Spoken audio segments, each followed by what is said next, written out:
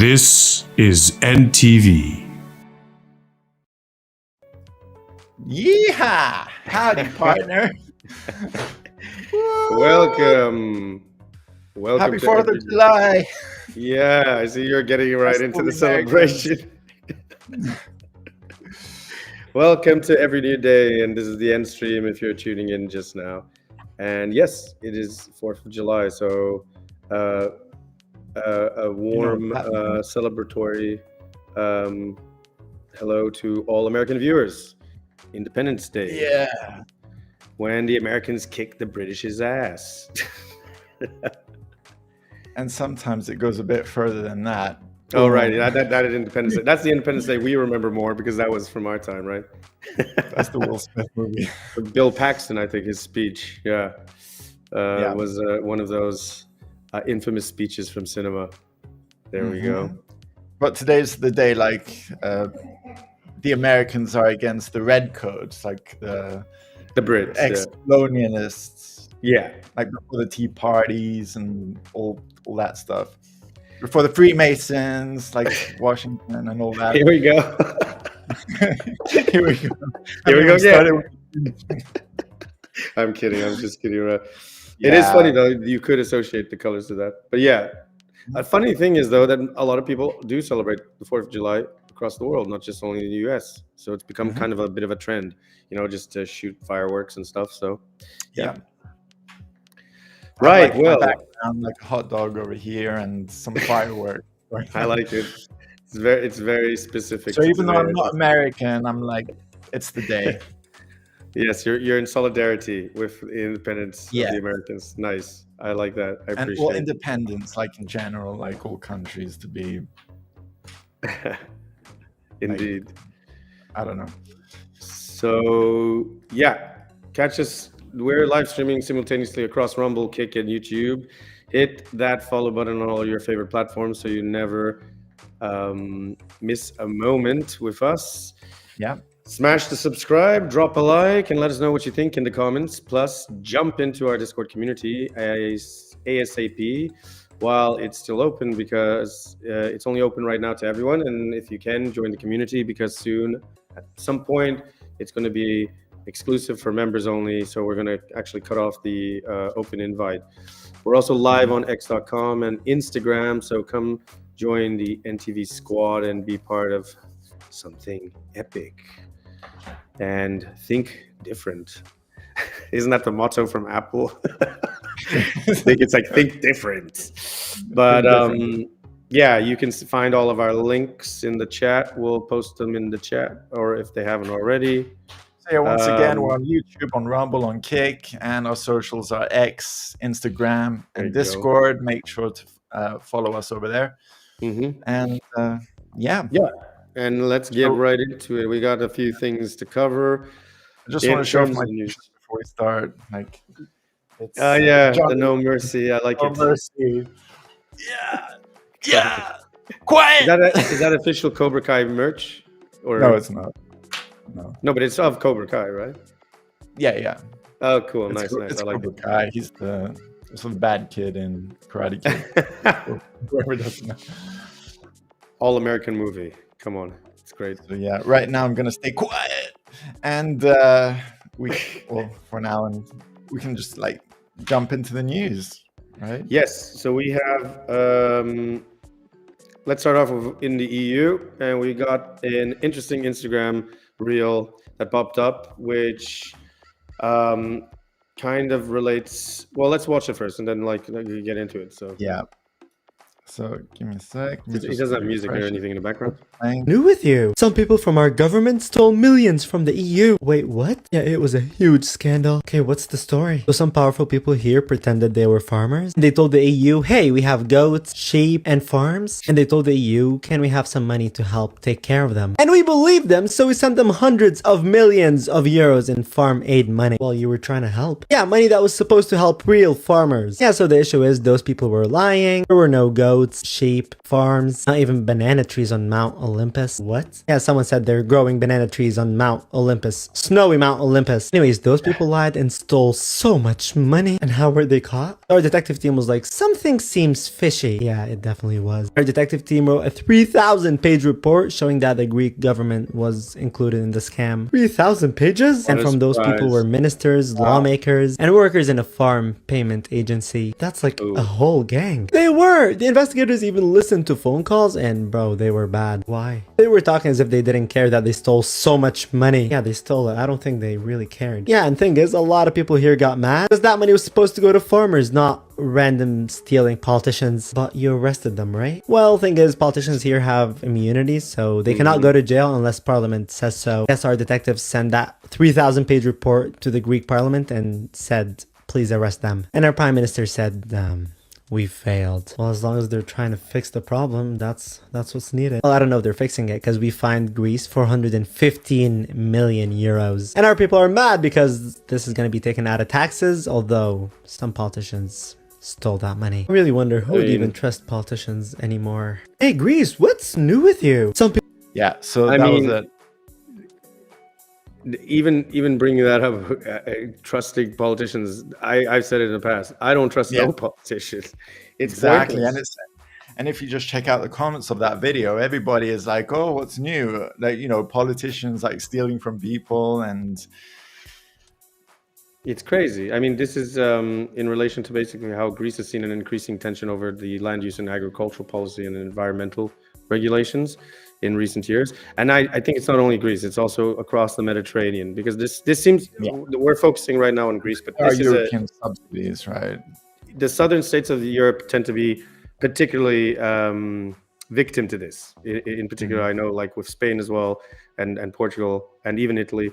And it falls into like several categories, right? There's the land grabs and privatization, farmers that have protested against policies that allow large corporations or politically connected individuals to acquire farmland, sometimes at the expense of small-scale farmers or through questionable legal means. Interestingly enough, Keir Starmer was doing this in the UK recently and openly even stated how when he got into office, he was saying how he was going to protect the farmer, and then openly stated that he was selling off land to guess who? None other than BlackRock. Who basically own almost everything. So, I mean, we mentioned this, I think, in one of our earlier streams. And the other category is the water and environmental management, where drafts and mismanagement of irrigation infrastructure have made farming difficult. And some activists allege that powerful interests are redirecting water resources or rezoning land for non-agricultural development like energy or tourism. And tourism is another thing that obviously Greece is suffering from, like most other southern states in Europe who are protesting right now, because it's causing not only environmental damage, but it's also causing a lot of problems to the locals, because they're getting a bit aggravated with this. Third category, EU agricultural policy, or CAP. The Common Agricultural Policy distributes subsidies, but farmers often claim the funds benefit larger landowners and businesses, again, raising concerns about fairness and political connections. This is kind of giving us flashbacks of how feudal times were back in the olden days. Yes, I remember, like, before the French Revolution, like in France, all the people didn't own their land, and it was like the nobility, the rich guys, and they all paid rent, like to farm. Yeah, and everybody was pissed off until, you know, they chopped their heads off. I mean, they were vassals basically. They were taxed, and they never really owned the land. It was I mean, people were farming, but they were also starving as well at the same time. Because they couldn't afford rent. Yeah. So this article is also interconnected with the real, because this is about in Greece, like many parliamentary democracies, members of parliament, MPs, having legal immunity from prosecution while in office, which I think is just disgraceful. They have what is it called? Like asylum, like they're immune to laws and stuff. Yeah. So they can't be taken to court seriously. Like maybe they could be, but they won't be charged. So it's kind of insane. Like a politician should not be exempt from a punishment, from Or being laws, convicted for a from crime. Yeah. justice. It, Like, what is this? I was just checking to see across the EU what other countries, and apparently, like in France, members of parliament have partial immunity. Germany in the Bundestag, members enjoy limited immunity, so that's interesting. Italy, Something. Italy, much like Greece, Italian MPs have strong protections. In Spain, senators have legal immunity and are only tried by the Supreme Court. Poland MPs enjoy parliamentary immunity, and Hungary MPs have immunity from criminal proceedings unless the parliament waives it. Netherlands, very limited immunity. It's And very Sweden, concerning, like for some countries where like politicians just don't have any accountability, like they can do whatever they want. well, this is the trouble, isn't it? Then this is part of the reason why most people have lost their trust anyway in politicians, because first of all, the government lacks transparency, and second of all, we know that corporations also lack transparency, and then the whole bridge between the two. And then on top of that, there is clearly an inequality in justice, especially for people who have, what they call the wealthier class, the elites, like such as people in corporations and also politicians. And we've seen Absolutely. that in so many cases. And that's why people are cynical and jaded, and why they just switch off. Now, like, Epstein, Diddy, who cares? It doesn't matter. Like, I'm just giving some examples, but we'll get to Diddy later because that's quite interesting. Yeah. There's been some updates. But so the reason for this is apparently the system was designed to protect MPs from politically motivated prosecutions. But in practice, obviously the immunity has been often criticized as a way for politicians to avoid accountability, just as Ed just mentioned, and especially in cases involving corruption, bribery, or abuse of power, the trifecta of every government. So what's also interesting is that even though like politicians have diplomatic immunity, 5 government officials resigned like regarding this. But they also mentioned that, like the Greek PM could be involved directly, like, I mean, most because likely I think they claimed that he's like an olive farmer. I mean, he might have like olive land, like trees with olive trees, land with olive trees, but it might not make him directly a farmer. Like, he's the PM of the country. A lot of people are asking, is he actually a farmer? So this is in relation to what you're talking about, the new emails. Or does he have people working for him who on the land? Like, what is lawful? A lot of people are saying he's just taking advantage of the system. Right. And but I don't know. This is in relation to the new emails linking the Greek Prime Minister's office to a big farm subsidy fraud scandal. And some people. It depends, like what the law says. Like, is he allowed to earn money from that on the side? I don't know. Well, the problem is people have faked owning farms to grab EU money, and the EU does apply a lot of grants. And as we've known already before, that the EU is not very transparent with NGOs and a number of other things. Especially right now, Ursula von der Leyen is under fire because of allocation of funds for this defense plan and other things as well. Yeah, without parliamentary approval. By parliamentary approval, I mean the EU Parliament. Yes, the EU Parliament is during the EU Commission. That's why she. So this is why 5 top officials of the Greek Parliament quit, and a former agricultural minister, as you mentioned. And people in Greece, they've been screwed over countless times, just like most people in the southern states, countless times. There could be some farmers who aren't entitled to get any subsidies for some reason. Like, some are, some aren't, and they're like, why is the money going elsewhere? And there have been high-profile cases of like this in the past in a different way, such as the Siemens bribery scandal, the Novartis case. And MPs were accused of serious crimes but avoided prosecution due to this immunity. And once again, this comes back to the fact that people are fed up and frustrated and sick and tired, and they just, but the problem is they don't also, I think it comes to a point that people don't know what to do, because we're told, well, vote for that team, because that team will sort out that problem, but they never do, because they're just as corrupt and they just do the same thing. And like you mentioned, these are huge deals that go under the table. Like Siemens does all the telecommunication, like all the cables, like for the entire country, and Novartis, I think they like for pharmaceuticals, if I'm not mistaken. So yeah, well, that's what's going on right now. Novartis, it's a multinational pharmaceutical corporation, indeed. Shall we see what's going on in France? There's more of a backlash coming from the average citizen and people and worker against the corporations, because air traffic controllers in France have staged strikes, causing widespread flight delays. Although France is known for strikes, I mean, universally they strike all the time. They are the country historically known to revolt and not be ashamed of it. The French Revolution, just take that. French PM Bayrou survived a no confidence motion, and Ubisoft execs received suspended sentences. Oh yes, they're based in France. Cases. They have offices around the world, I think, in Canada and the States, but headquarters in France. So what we're seeing is that there's French air traffic controllers striking. This is disrupting the flights for the second day, and then Ryanair has cancelled over 170 flights, disrupting over 30,000 passengers on the French ATC strike. There's also been traffic controllers walkouts. This is all during the peak season for tourism, obviously. It's very concerning. Like, imagine if you book tickets, like it'll be cancelled. I wouldn't. And it's a whole other issue, like getting your money back. And it's not, people who have booked flights, they've also booked hotels.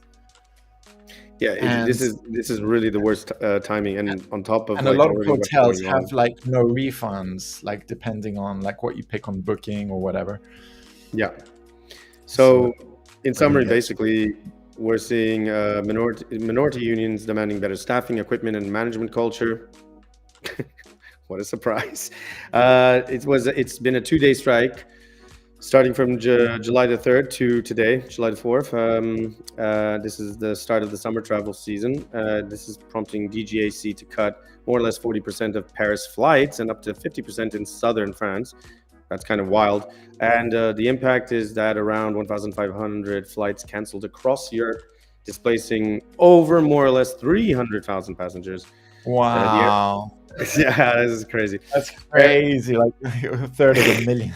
I'm just glad I'm not flying anywhere. That's why I don't fly.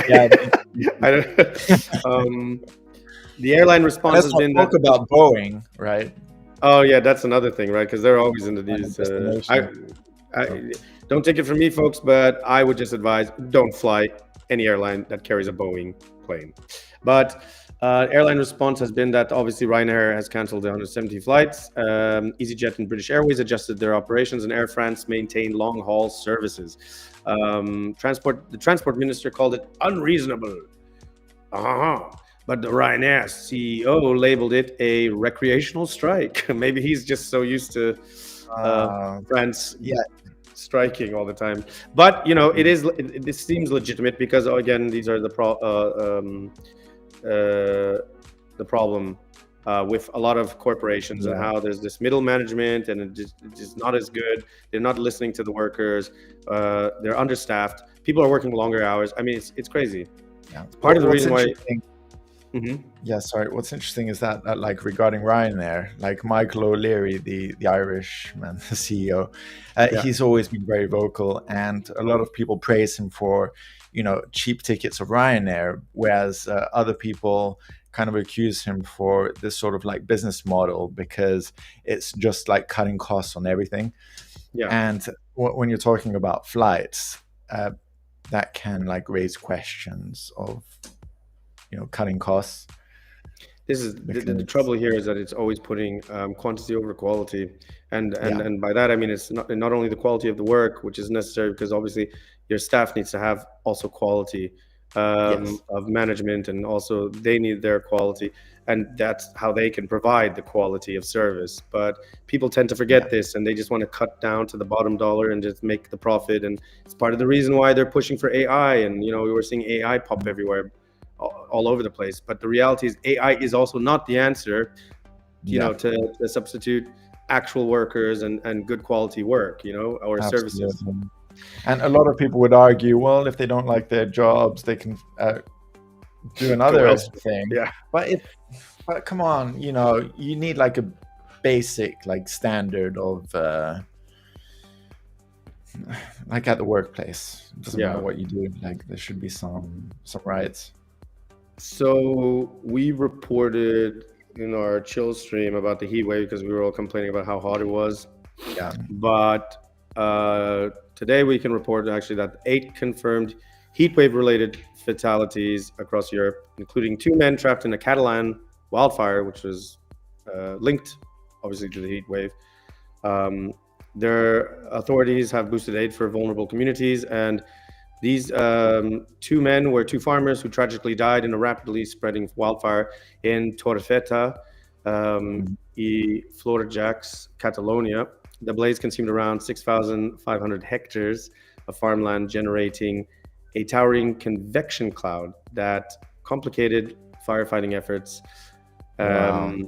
Yeah, that's sad. It's a shame. Again, you would think by now, because you mentioned it as well, that it is a common occurrence, especially in a lot of the southern countries of Europe, in Portugal, in Spain, in Greece. Again, I don't understand why the government doesn't put in place more effort, more things put, to the army in and stuff. And my own personal thought, something that's like with fires, but a lot of the time they're done by arsonists, like people do it on purpose, like these fires clear land, and whether the council is in on it is a bit of a conspiracy theory, but it's, we just covered corruption, so it wouldn't be a surprise, right? What they should do is that when land is burnt or mountains or whatever, they shouldn't let people build houses on right after.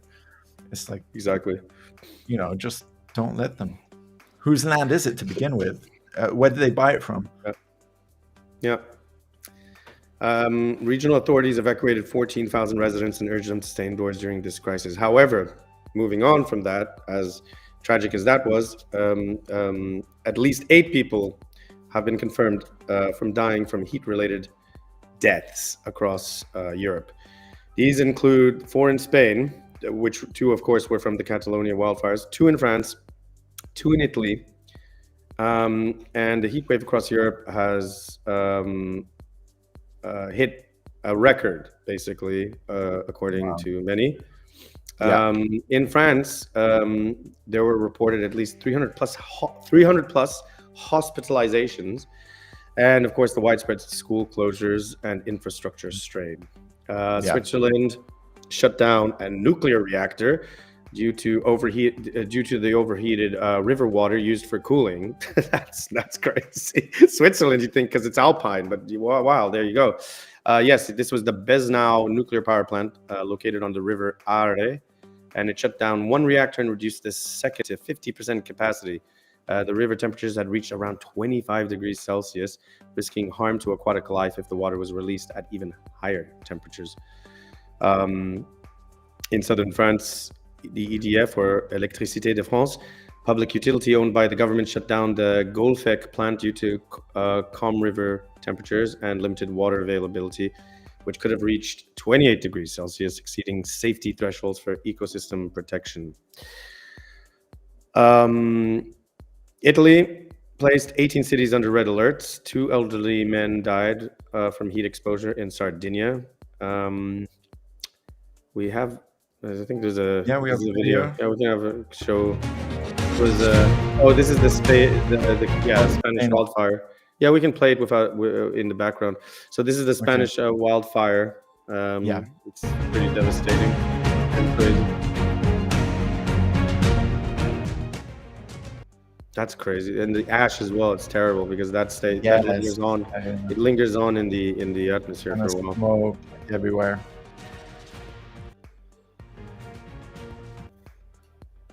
Oh wow, that's crazy.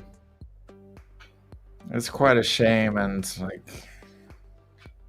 people have like houses and cattle, and what if people have like disabled people? How do they get them out of there? And you know, kids and elderly and anyone. What about people who don't have cars? This is the countryside. What are they going to do? Like walk away? I think mostly in the countryside, especially in the Mediterranean, it affects greatly more the elderly because they tend to live more in the rural areas, as well as obviously the farmers. But it also affects obviously the wildlife, which has to be taken into account. Also, the fact of the ash cloud. Most people don't maybe acknowledge this, but when you have those ash clouds, it's going to actually mess up a lot of the avian species, the birds. Sorry, it's messing up a lot with birds because they're gonna get affected by that greatly. So the cleanup for this, God knows what it'll be, but obviously the taxpayer will have to front it as usual because the government was incompetent enough not to predict or consider this ahead of time, as it happens every year usually anyway. I'm talking in particular about like the southern states.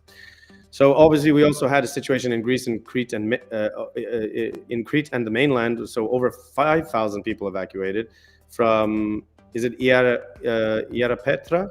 That's Ierapetra, sorry, and other areas on Crete. And tourists sought safety. There's also a video of that. By sea and in shelters following wildfires driven by scorching temperatures and fierce winds. So this wasn't only happening in Catalonia; it was also happening as well. Yeah, and I've seen some Canadair like airplanes above my house yesterday. Actually, there you go. Look at that. Again, why isn't the government doing more to prevent? There's never preventative measures. It's almost like a yearly phenomenon. Like. Exactly. I mean, in some cases, like you said, rightfully so, it could be staged. And in those cases, obviously, then I can't blame the government for that. However, the government should have things in place by now. You'd think we're in 2025. We're not living in the 1990s anymore, where this isn't like unheard of. So I don't understand. For natural disasters, especially in areas where they are accustomed to expect such natural disasters, like earthquakes in Los Angeles. I'll give you an example, just so you understand that I'm not just talking out of my ass, but Japan, they get earthquakes. And what do? They've built earthquake-proof buildings. They've built earthquake-proof roads. And even so, it sometimes messes up. But they're one of the countries who actually has more preventative measures than a country who's supposed to be on the top tier of economy, the United States of America, LA, which is always declared, and they still can't get their shit together. Exactly. So, and on top of that, the LA fires, again, same situation. But here in the southern states of the EU and the EU itself, they can't figure out something to protect the wildlife. They're all about the environment. They're all about green and all this other crap. But forget about the farmers. Forget about the wildlife. Forget about everybody else who's at the bottom rung of the ladder. So I'm sorry, but it's just like, this isn't good enough. They should have put more preventative measures. And instead, we're getting Greta Thunberg and Ursula von der Leyen, who are going to be babbling about stuff to do about climate change constantly and telling us, blah, blah, blah, like, oh, we need to be mindful of our carbon emissions. Well, newsflash, bitch. Ash in the cloud ain't good for nobody. Anyway. Yeah. Moving on. Here there's like a Wikipedia page about Greece's fires last year. And where Athens is the capital, it's in a region called Attica. And last year, there was like a 30-kilometer long forest fire. 30 kilometers. Okay. There you go. And this is like close to Athens. 30 kilometers. And that's the capital, basically. That's where the administration is. It burned 100 houses to the ground. Like nothing was left. Was this natural or was it staged? No, it was probably. Well, I assume it was done by people because it was done like in different areas or at the same time when it was windy. I mean, we're talking about 30 kilometers now, and that's crazy. Yeah, if you see the mountains, they'll like black. Yeah, exactly. This is horrible. It's just and just not enough is done. I wanted to also just mention that also in Turkey, in the Izmir province, wildfires across regions like Odemish, I will probably brutalize these names, but yeah, let's watch the video instead. They show it. yeah. Makers are This is bussed in away Crete, from the site. but I have a feeling they're going to talk about Fiji as Firefighters well. battling the blaze that has already burned through forests and olive groves as gale force winds goes the olive continue oil. to stoke the flames. About 230 firefighters have been deployed along with dozens of fire engines and helicopters to contain the wildfire that Bucky broke gonna out do? near the town of Yerapetra. Meanwhile, further southeast, Oh, in it is Turkey, Yerapetra. the fires that have been burning for the It was past few Yerapetra. days So I in said it Izmir right. province continue Yeah, to it's spread, Kurdistan. cutting off highways as they reached homes. Already some 50,000 people have been temporarily displaced. This would seem to be the new normal as summers in the Mediterranean become hotter, drier, the land Well, it more shouldn't be the new susceptible normal, to such because infernos. what are the In governments doing about Catalonia it? region are becoming more Yeah, they're showing frequent sector in Spain. the Mediterranean, which provides a significant portion of revenue for countries in the region. A physical and economic risk. I actually Yeah, it's can't. terrible. I can't remember a time I've never traveled to either Spain, Portugal, where there wasn't a fire. I just wanted to mention still that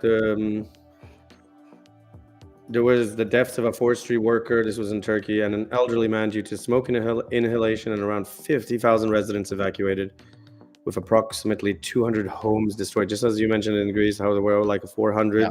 200. Yeah. This is And We're we're tragic. talking about like completely destroyed, because all the That's other crazy. ones, they have like some sort of damage. Yeah. And it melts everything. Like, I know we usually don't have houses that are made out of wood like in the States, like in LA, but Yeah, that's true. it does destroy everything, like gardens and yeah. Mm. So, Roofs. analysts want to emphasize that all of this heat wave and everything is due to climate change. And then obviously they're just putting all the focus onto that. And then obviously that's also due to carbon emissions. However, and this is usually also argued because through persistent drought, low humidity, high winds, this significantly worsens the conditions of the fires. However, again, I'm not hearing anything about preventative measures. I'm not hearing anything about Yeah, what's going to dealing be with done about these things? right. It's just like, oh, you know what? Let's just like make electrical vehicles. Great. Yeah, like they've just accepted, it's a yearly thing. Like, Interesting. what are we going to do about it? Right. Like And in my area, there's like a fire alert. And to be honest, last year, they were sending warnings on your phone, like what days are more likely for there to be fires.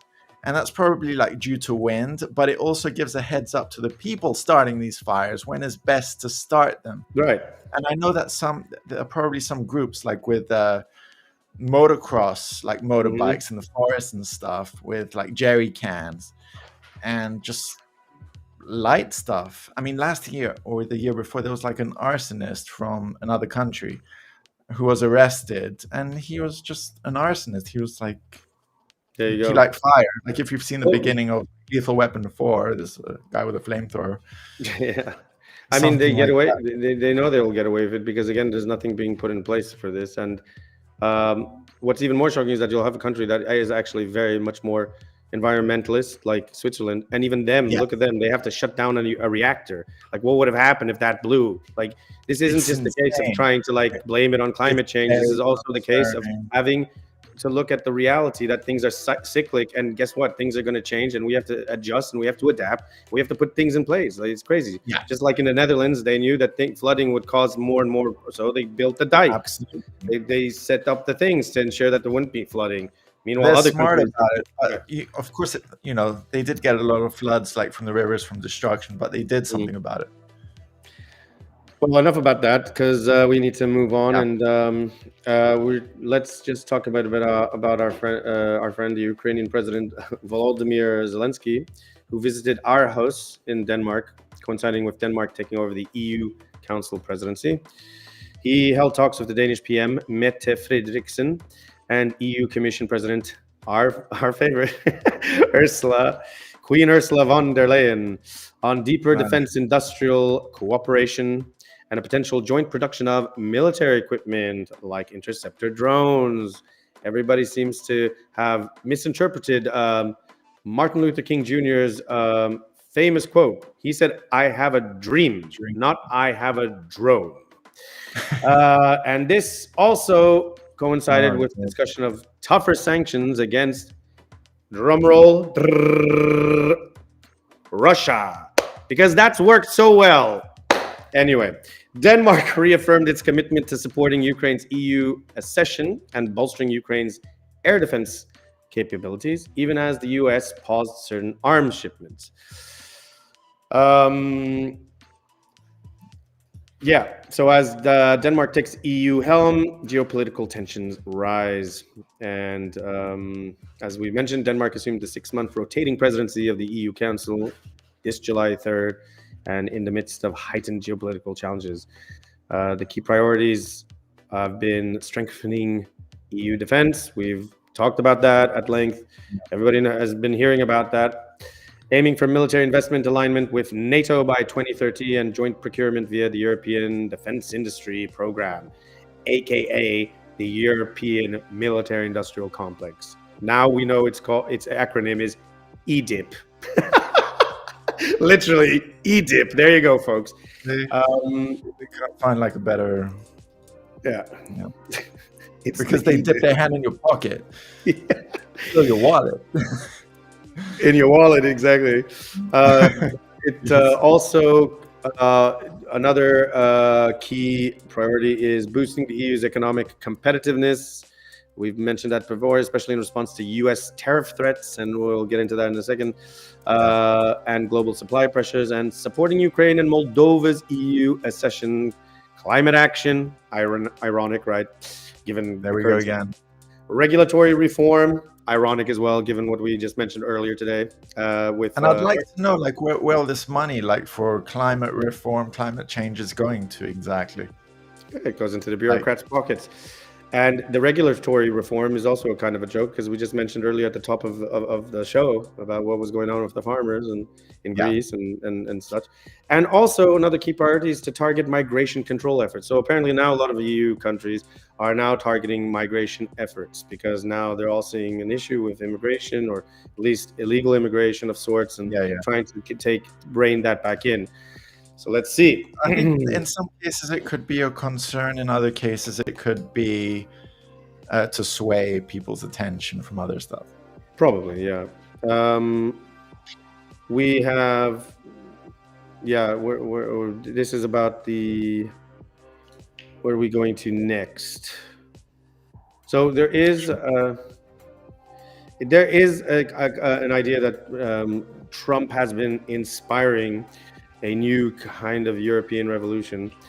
We just mentioned about how, like, now one of the key priorities, especially of the Denmark now taking the EU helm, is the discussion and the targeting of migration control efforts, right? Well, in summary, for this article basically posits, which is it's from the European Council of Foreign Relations.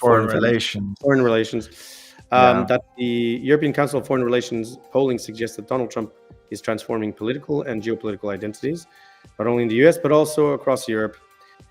His second presidency is recasting the European far right, so-called, as the continental vanguard of a transnational revolutionary project, and mainstream parties as the new European sovereigntists. Let me translate that. Elitists, or old school nobility class. It is also transforming geopolitical attitudes and accelerating the shift from a European peace project to a war project. This I kind of do stand by. We have talked about that, where it is a bit scary, where we're going with the EDIP, aka the European Military Industrial Complex. Many Europeans support increased military spending, conscription, independent nuclear deterrence. Well, that could be contested, not so much. I don't know. It depends who you talk to. We haven't looked at all the data, and defending Ukraine, even if the US abandons it, again, have to look at all the data. It's not like there's no firm consensus on this. If anything, at least from our research, we've discovered that at least more Europeans, including the Ukrainians, by the way, are kind of frustrated, fed up, and just worn out with just war and conflict and all of that. However, there is stats underneath. Like, when people were asked, like, from different countries, what they think of Donald Trump, whether it would be a good or bad thing if now that he's president, again. Like, this was from May 2025 and okay, so this isn't too long ago. This is like about the top part is for if it's a good thing or a bad thing for American citizens. And Hungary, Estonia, Romania, Poland, like a third of them, it's mostly Eastern Bloc thing. countries. Yeah. But also almost like a third in some cases see it as a bad thing, and a third see it as a neutral thing. So a bit of everything over here. However, in some countries like in Denmark, Germany, Portugal, UK, and France, it's seen as a bad thing for American citizens. Now, when asked for their country, it was kind of similar as well. Yeah, although there's a higher proportion of people seeing it as a negative thing for their country from those similar countries. I find that other poll quite interesting, that for peace in the world, how could people see this as a bad thing? That's wild. Well, in Romania and Hungary and Poland, but in Hungary, they see it as a good thing. But who's voting that it's a bad thing? In France, more than 50%? Portugal, Germany, Spain, UK, Switzerland. Where are these? Who the hell's voting that? In Trump's first term, he didn't really start any wars, did he? Oh, this is in relation to Trump. Okay, now I'm following now. Okay, right. Yeah, whether Trump's presidency is. I thought it was just in general for peace in the world. Why would you vote that? That's a bad. I don't know. Okay, yeah, now I get it. Yeah, my for bad. Peace. Well, to be honest, he didn't start any new wars, and if anything, he has strived. Even though we have been critical of his current, actions and ability, he does strive at least for peace. He has brought it up, so you have to back him up where you have to, and you have to also offer criticism where there is. One thing's for certain, that he isn't trying to initiate any new wars. Although you could argue that right now, in the situation with Iran. However, it does seem, and we are going to get into that, but it does seem like there's right now a ceasefire. It's not getting out of hand. And there's also new developments also in relation to Israel and Gaza. So let's see what's going to happen. I don't know. Yeah, but it's this table over here is also very interesting. People were asked, like in Europe, generally in your daily life, how worried are you about the following potential events? Very worried or somewhat worried in percentage. About the EU falling apart. The highest was, or from this that we can see, is Portugal, 65. In relation to EU falling apart. Why? Because they won't be able to get any of the money. Portugal and Spain. What a surprise, those politicians are the biggest crooks. They're the biggest crooks. Like we were just talking about the Greek parliament. They're the biggest crooks. They're taking that money and they're running because that's how it is. Oh yeah, it's the same. I mean, we already know with Pedro Sanchez's government, the corruption that's going on. All the protests we reported on. Remember, in Spain. Sorry, go on. Same for like NATO falling apart and the use of nuclear weapons. Like people are worried about the use of nuclear weapons in Portugal and I Spain. guess it depends on what you mean by that, because the thing is there are things that can be nuclear that without being world ending, right? But still devastating, which is scary. But this is something that you have to always remind people, because it's there's also the Third World War down here. Well, yeah, they've been talking about that. People worried about it. It's no surprise since they've been blaring about it and banging on about it for the last couple of 5 years. The World War III. Heck, if we're not already in some form of a World War III of sorts, it's just a different style of war. It's not like a typical, conflict between troops. Let's see this one as well. At the current time, would you support or oppose net value in percentage? So these are countries that support or oppose For example, Yeah. national defense spending to increase it. Italy opposes it, whereas Denmark and Poland are all Most for countries it. seem to support it, unfortunately. But then again, I Yeah. wonder where this data is coming from specifically. The source is by Data Praxis, YouGov, and Norstat. Yeah. I don't know where that is. But also, Because you like, have to- France is all for like increasing its nuclear arsenal. Yeah, of course the UK Estonia doesn't and support Denmark that. spending money on defense again, and I think the problem is that when people are positing forward these questions, because I imagine that when they're putting forward these questions to the average person Yeah. or whatever, they're putting in extra concessions in there. So it's not just like, are you in favor of a total military industrial program, which is for the defense of Europe and all this? They're probably saying like, oh, are you in favor of a defense plan that is developed by Europe in accordance with all the European states, which is to stop any foreign threats, particularly AKA Russia, this type of thing. So this is where they're trying. This is where you get then the people like voting for this type of stuff, with right? stats and stuff. But yeah, Which is overall, just, like, it's just ridiculous because this is how they always skew these types of. Unfortunately, a lot of stats and data you can't always. It's true. Yeah, you can't always accept it as that. And stuff, so it's not biased. So yeah, like in general, what's interesting is that I've spoken to some Americans like from the US, and they are very surprised how Trump is like a global thing. Like he's their Phenomenon, president. yeah. Like everybody has like an opinion on him, and he's not our president. Well, over here in Europe, I'm not saying what they're saying. He's the president of the world. Oh dear! Someone just wished me a happy 4th of July, which is nice. What? Oh, okay. It's funny. It's the first time actually, because hey, I said it at the beginning of this. Happy 4th of July. I'm just saying. Yeah. We're gonna move on to U.S. news, but we should take a short break, 5 minute, and then get into U.S. news. What do you think? And then, sounds good. Yeah, we're good All on right. the time, so stick with us. Yeah, keep great. yourselves cool. Grab a beverage. Share this to anybody who might be interested, and stay tuned. We'll be right back. Yeah. See you soon.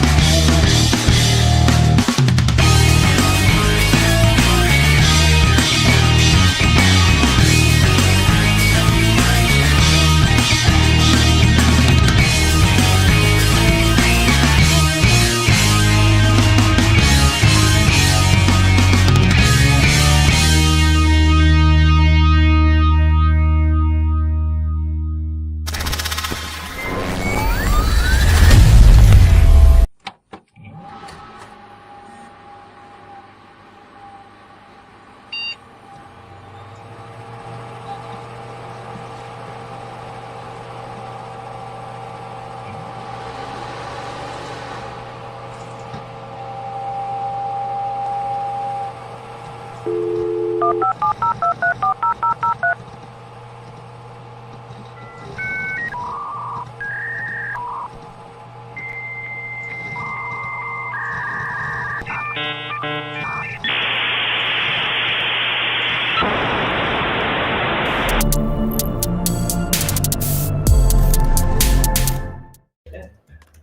we're back. Welcome back. Yes. Welcome back. Welcome back. Right, let's get right into it. U.S. news. President Trump's major policy and spending plan that has been, contested by several people, specifically Elon Musk. The one that has been called the One Big Beautiful Bill has officially passed the U.S. House of Representatives after a tense and dramatic fight within his own party, apparently. So this bill is actually quite huge. It's nearly 800 pages long. I don't know how the heck these things even get through. This is madness. Who writes these things? But it's no different from like the European Parliament too. Like when they're passing these things are so long. Like and nobody reads them. Let's be honest. I don't believe anybody. Yeah. What a waste of like time and space and money and effort and everything as well. Imagine you write it and you can probably write some bullshit in some sentences and nobody would ever know. Yeah, probably. That's been uncovered already in many cases, but this covers a lot of ground. It includes a massive $150 billion boost for defense spending, tax cuts for individuals and businesses. That seems to be a good thing. Cuts to important social programs like Medicaid and food stamps, which many see as a bad thing, obviously. That will affect the more socially vulnerable or economically vulnerable, and new measures to tighten border security. But not everyone in the Republican Party, or Trump's Republican Party as they're calling it, was happy about it. I'd already know one, being Rand Paul. A group of conservative Republicans worried the bill spends too much money and would increase the national debt. This is obviously what Rand Paul brought up, and they refused to back it at first. However, Trump hasn't held back. And on his social media platform, Truth Social, he criticized those lawmakers, calling their hesitation ridiculous, and warned that their actions could damage the Republican Party's reputation with voters.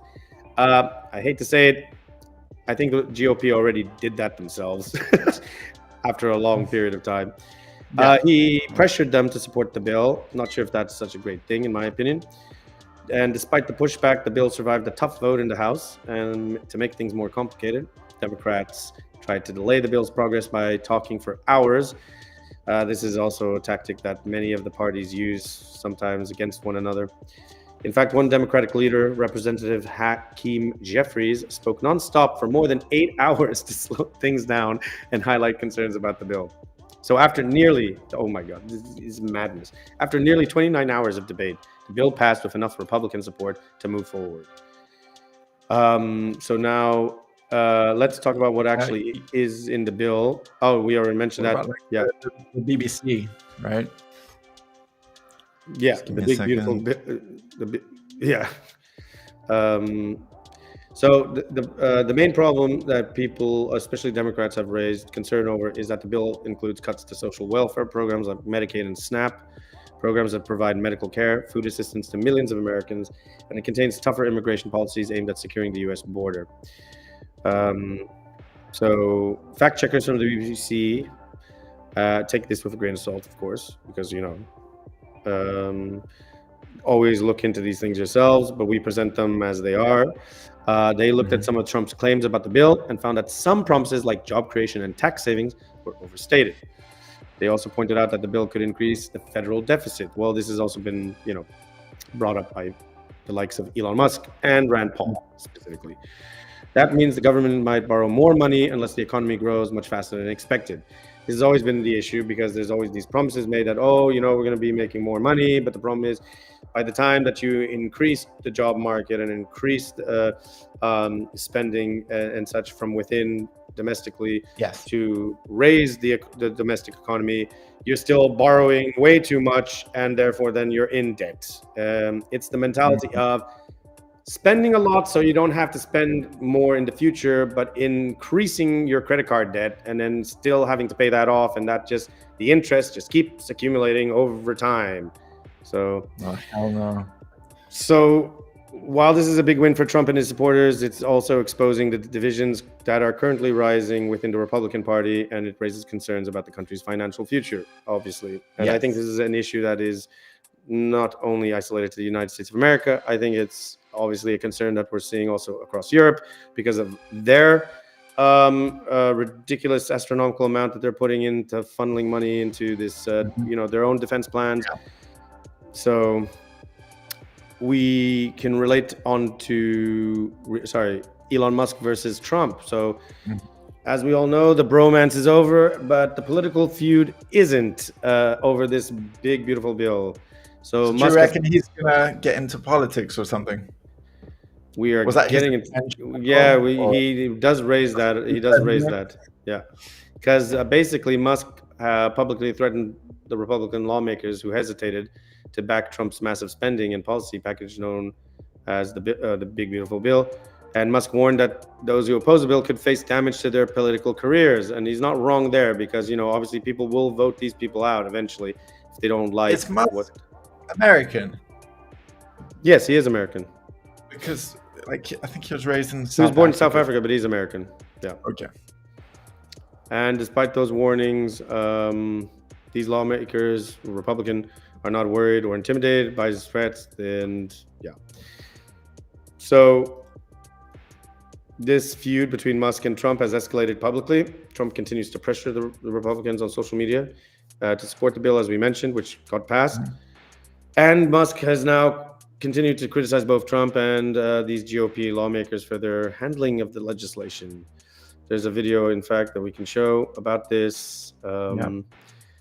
The falling out between President Donald Trump and Elon Musk could be taking an intense new turn after Musk repeatedly trashed the bill, with the president threatening Musk companies, including Tesla and SpaceX. National correspondent Matt Gelka reports from Washington.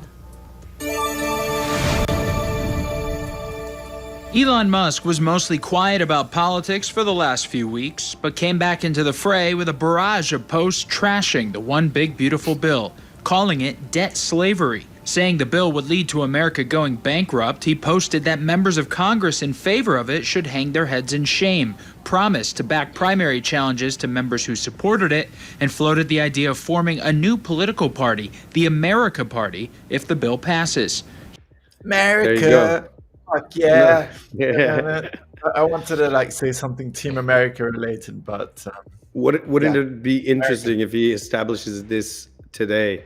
Like if he puts in the filing and the paperwork. What a day to start on. Yeah, this would be the perfect timing to. And I don't know if he has mentioned anything on X recently. Maybe we should check.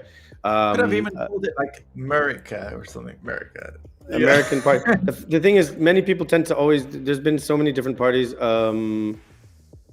Related to this, to this name, to the name America. There's the American Conservative Party, which was a kind of like a third party also that was running, and then the American Constitutionalist Party, and there was the unfortunate America First, which was pushed by unfortunately someone who was a pseudo crypto fascist who was obviously started by Nick J. Fuentes.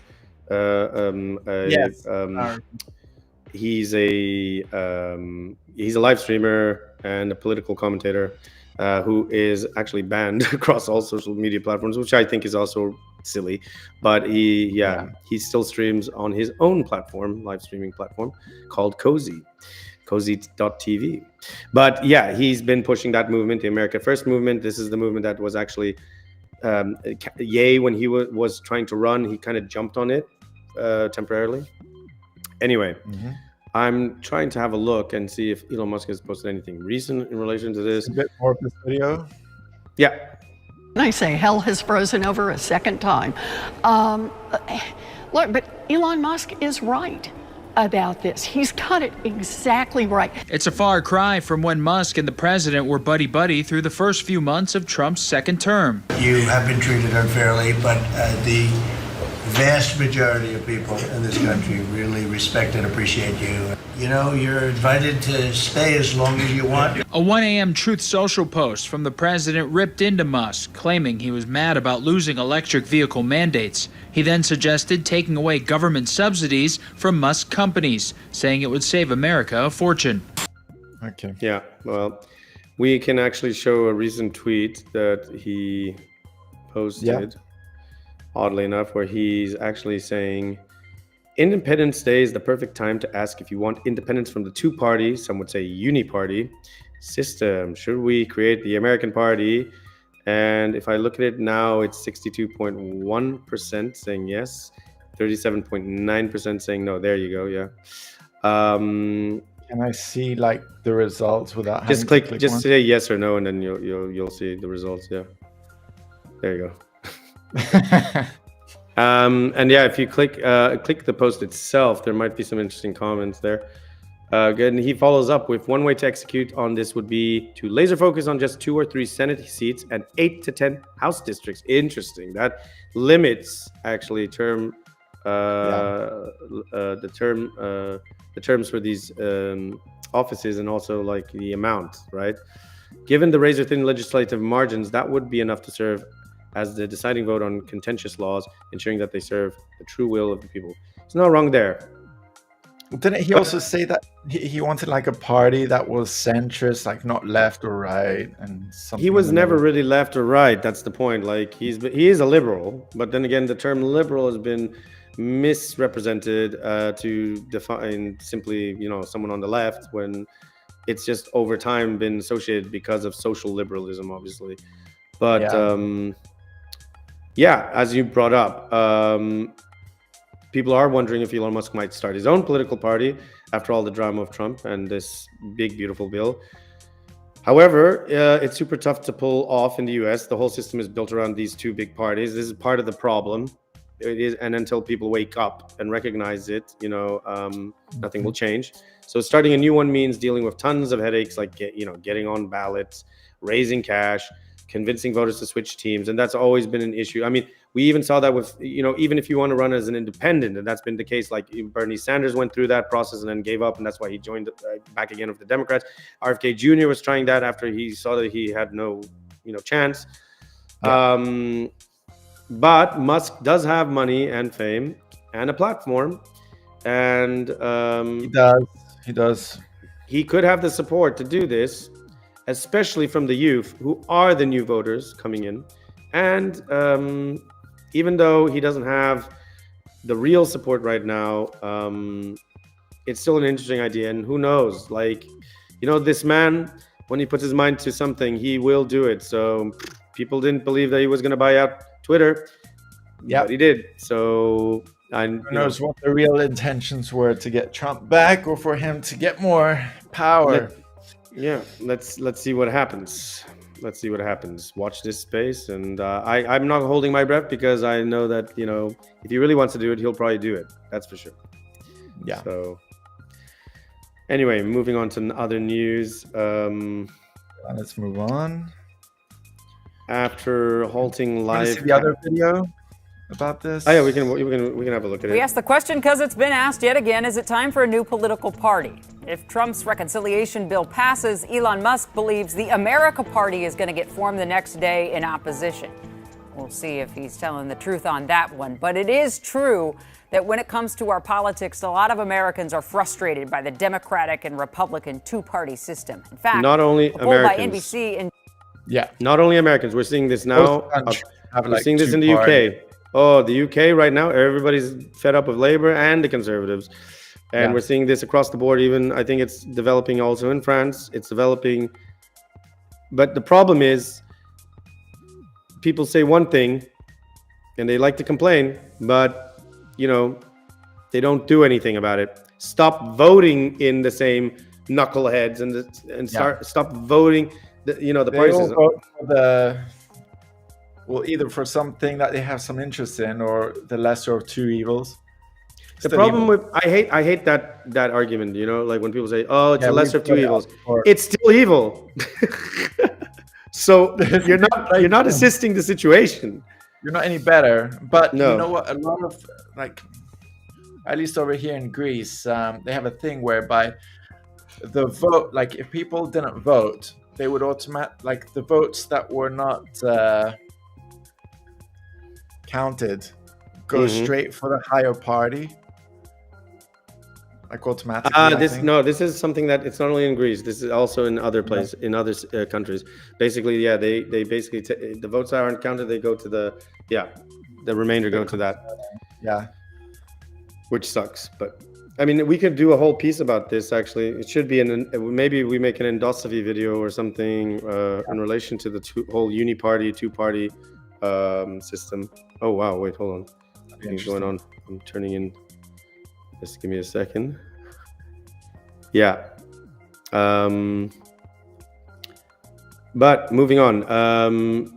In other U.S. news, after halting live cattle, bison, and equine imports from Mexico what a story.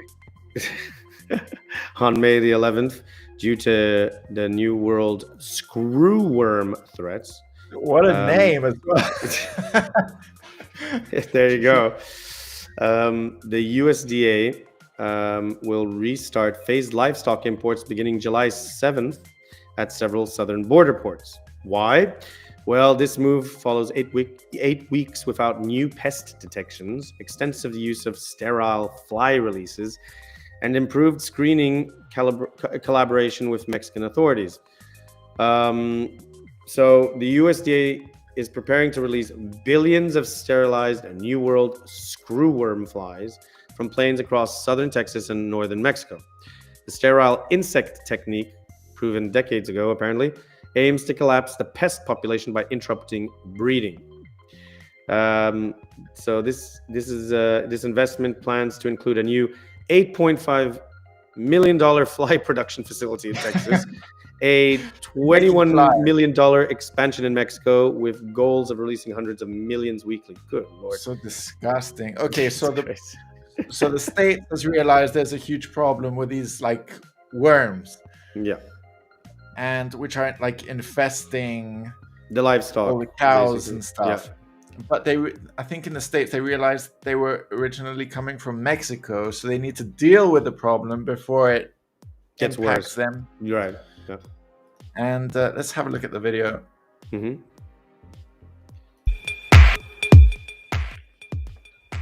Oh, it's music, so I'm gonna keep it down. I think it might be royalty free, but it's okay. Yeah. Comes after a case of.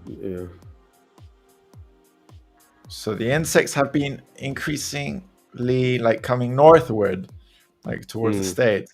As they do. So eggs hatch to produce maggots that burrow screw into the flesh, causing intense pain, injury, and in some cases death to the affected animal. So these are the worms. It's so disgusting. They can fly distances, dangerous. Smell of decaying flesh in the wounds and maggots. But tell you what, like, if the worms get into your cattle and if you eat the cattle, then it's all like a domino effect. Which is why you should eat cooked meat. But there is, Yeah, not like people who eat it like raw and stuff.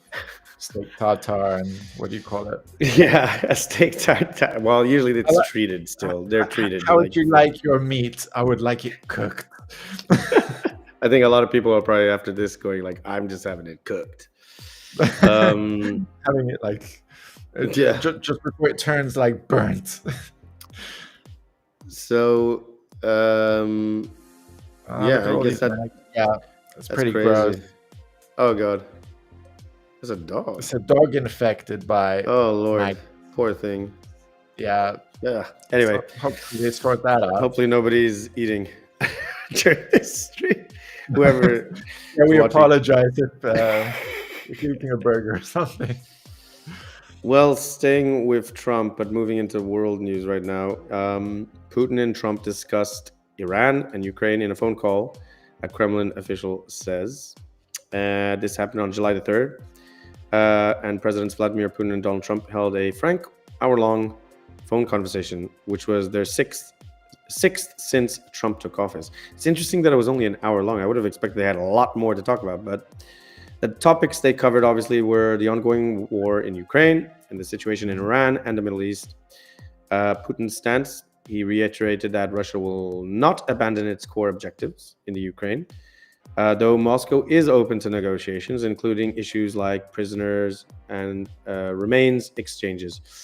So sorry, I should probably qualify what that means. Yeah. Remains being the remains of dead Russian soldiers, for instance.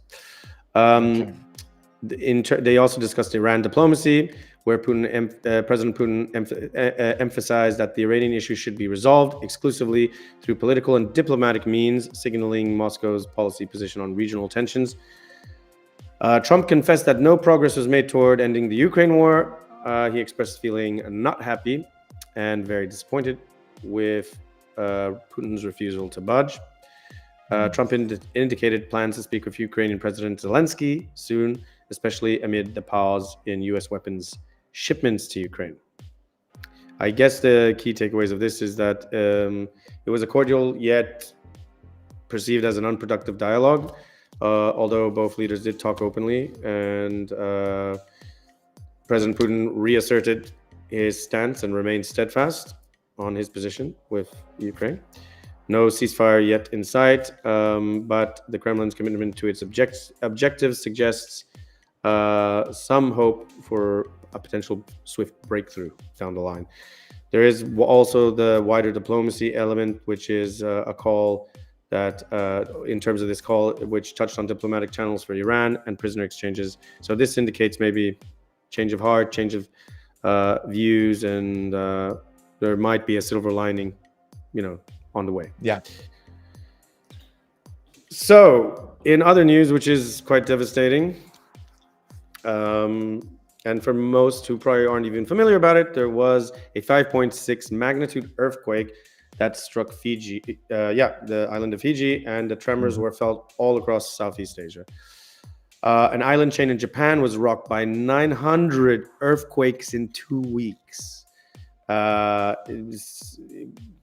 One person even stated that it felt like it was always shaking. That's maddening. Yeah. 900 earthquakes. But I mean, it is the whole area of the Pacific, especially in those areas. They do call it the Ring of Fire, and it is rather unstable, in terms of volcanic activity, seismic activity. Yeah. So I don't know if there was any news in terms of fatalities. To be honest, personally, I reckon earthquakes of magnitude 6 and up are the most concerning ones. But then again, it also depends on how high under the ground, how close you are, under the ground, or what the ground is made of, and also how long it lasts as well. Yes, but 900 earthquakes in 2 weeks. Yeah, I mean that's bound. 900. But on the flip side, if they didn't have those to release the earthquakes, then it would build up into one massive one, all together, all that force. So I can report that no damage or impacts have been reported in Thailand, and the Department of Mineral Resources in Thailand continues to monitor the seismic activity to provide further updates as needed. That is Thailand. There are no definitive reports of. So these regional earthquakes were attributed to horizontal fault movement along the Sumatran fault. No subduction activity like there was in 2004, which, if people are not familiar, this was a massive tsunami which struck Southeast Asia. Yes. So this meant that there were no tsunamis triggered, thankfully, in relation to these earthquakes. Yeah. Good. So it looks like there was no, at least not that we have seen reported any fatalities or major aggravated damages or casualties. In other news, well, relating to this, which is interesting because we're in Japan, right? There is a Japan apocalypse prediction that it has affected its tourism. So manga artist Ryo Tatsuki, dubbed the new Baba Vanga. So Baba Vanga, for those who don't know, was I believe she came from she was in the Soviet times. And they said she could tell the future. Bulgarian, sorry, she was a Bulgarian, yeah. A Bulgarian prophetess and seer. And she predicted a lot of things, and apparently some things that came to pass. Kind of like a more modern Nostradamus. Yes. She died in 1996, but previous to that, she was known as there is a movie about it called Phenomenon, which I think covers her case. Anyway. Yeah. Not the Travolta one, but yeah. No, not that one. Anyway, he predicted, this manga artist, a July 5th catastrophe in Japan. The forecast prompted widespread travel cancellations, though officials have been silent about this. And so Hong Kongers scrapped their Japan trips over this comic book's earthquake prophecy. Many travelers from Hong Kong, they canceled or postponed their July trips after the manga foretold a catastrophe on this date, July the 5th. And bookings dropped by 11% in May, with airlines like HK Express and Hong Kong Airlines cutting flights and tour packages falling 10 to 20% in price. That's Japanese scientists... Yeah, it is. It's significant, especially now, because it's the peak tours, even in East Asia. Do you think people are superstitious? Like with all these planes? They are. I mean, one thing is for certain is that there are certain cultures that tend to be a little bit more superstitious than others. Like, for instance, there is the fact that, Chinese do believe that, I think the number 8 has certain power to it. And then obviously Japanese also. And I think with numbers like taken away from lifts or something like that. Or... That's in the United States. So, for instance, in the United States, it is it is unlucky. They think it's unlucky, to have a 13th floor or the number 3. Now, this is not the case everywhere, but there's some element to that, and so every culture has their kind of superstition. And definitively, I would say that yes, also in East Asia, they do have superstition for sure. Also, Southeast Asia. Japanese scientists and meteorologists have dismissed the warnings as baseless, apparently. But we all know how that works, because obviously you remember, you're old enough to remember, like myself, that the Y2K thing, there was the whole Nostradamus thing, and actually, what was it, the Mayan calendar thing, 2012. There have been these cases. What's interesting, though, prophecies. What is interesting, though, is that he did predict on July the 5th, correct? And we've just reported that there were these earthquakes that occurred. July the 5th is tomorrow. July the 5th, yeah. And these earthquakes did happen across Southeast Asia, and even those 900 that shook those islands off Japan. So, maybe there's something to it, but who knows? Maybe, again, sometimes, some people might prophesy something. Sometimes it's a coincidence. I don't want to mention too much, but I just have to throw it in. Alex Jones with 9/11. Well, I think with certain people, they have insider intel, and that's how they can put together all the pieces. And especially if you're, I mean, I'm not gonna get into it. Like a manga artist. Well, if you are of an alchemical disposition, and by that I mean somebody who has some awareness in the tradition of alchemy and hermeticism, you do tend to see that there is a creative element of how you notice patterns, similar to what we were talking about on the Wednesday stream about mathematics and all this stuff. There are patterns and things, and you can sometimes read these things, and sometimes it's not all about coincidence. It's sometimes just kind of like with Fibonacci. Some people go with that. There you go. Yeah. So there's maybe some method to the madness, as they may say. Iran hunts suspected collaborators with Israel. Here we go. So following a shaky truce with Israel, Iran's government is reportedly targeting individuals suspected of collaborating with Israel. Hundreds detained, some fleeing to neighboring countries like Turkey, where they usually go when everyone's fleeing the Middle East. So Iran has been carrying out a string of executions and arrests amid fears of infiltration of Israeli spies. Gotta say, they kind of have reason to believe this, given the attack on them, which was an infiltration of Mossad operatives with drones that they took. Correct me if I'm wrong. It took over about a year, I think, that they planned this, which again, understandable given the previous year, 2024, where Iran did attack Israel. However, I condemn every attack because I don't see the point. Even after a year, I didn't see the purpose of that. I don't think it was warranted. Out of anything. So yeah, fighting fire just makes a blaze. Doesn't really stop it. It's a bit like what Trump said. You know, they've been fighting for so long that they don't know what the bleep they're doing. But more on that later, maybe. Yeah. So the mass detention. So yeah, the Iranian intelligence and Revolutionary Guard forces have arrested over 700 individuals accused of espionage for Israel. Many allegedly aiding Mossad through drone operations, photographing military sites or plotting sabotage. Now, this you have to also how many of these are just innocent Iranian people as well? Because obviously a lot of Iranian people are, caught up at the wrong place at the wrong time, and this again is something that made an example of. Yeah, this is something that also aggravates me because of all of these, the escalation of these tensions and all of these things.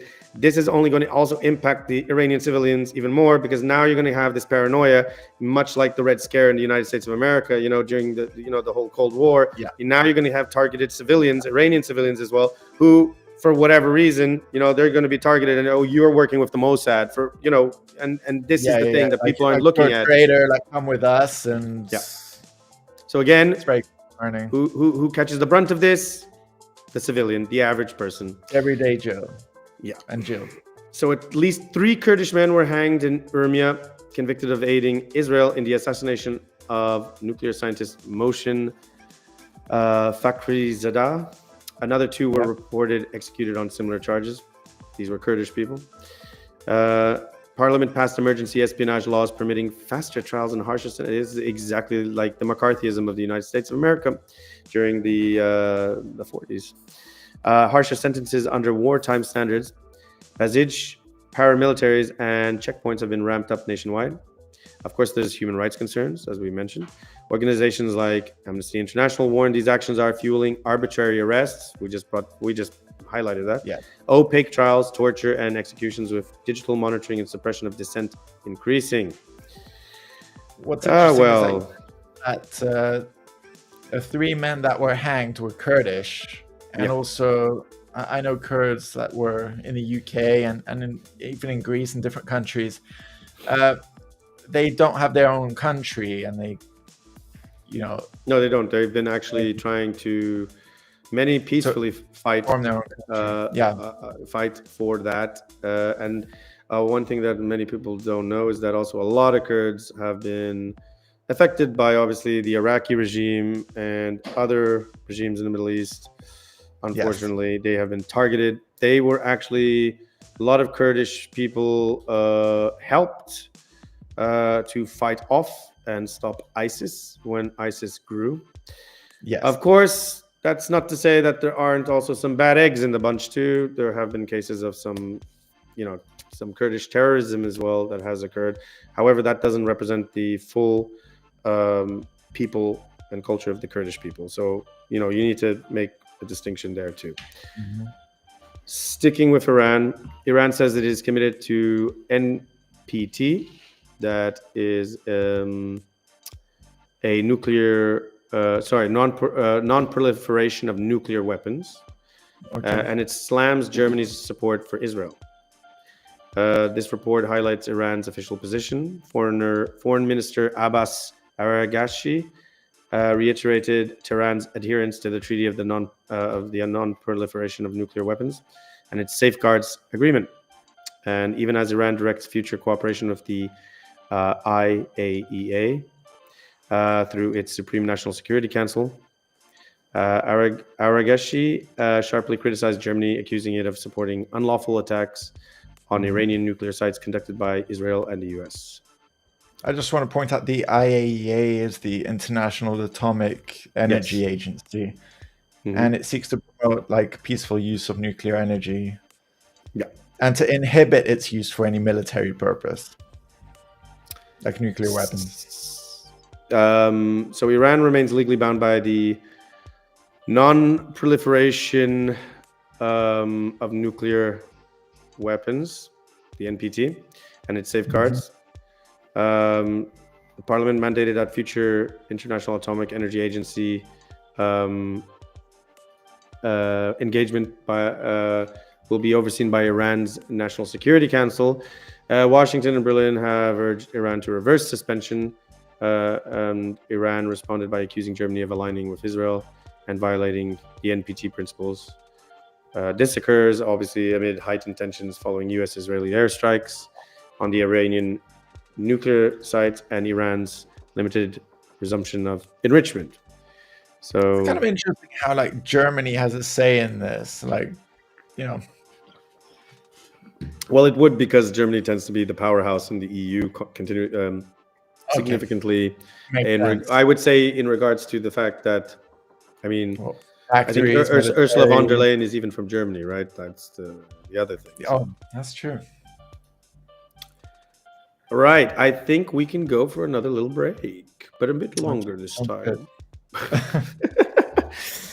Because I think some people need to probably take a WC break. That's a restroom break for our American fellows. And perhaps pick up another beverage. Whilst we get into the final wrap-up of the news, we're going to give you some science and tech, some art and culture, and then we're going to finish off with our React segment. So, yeah. And once again, like, remember to follow us on... What platforms are we on? We're on Rumble. Kick, we stream simultaneously across Rumble, Kick, and YouTube, and upload videos to Rumble and YouTube. So, and we'll see you after the break, right? And we have obviously and join the Discord community, because it will not be open for very much longer. Although, you know, we'll keep saying this. I think it'll still be open until the end of the summer, but we'll see. It all depends. Because then you'll have to be a member to get access, because we are trying to make it more exclusive for actual people who want to, you know, participate, contribute to the community.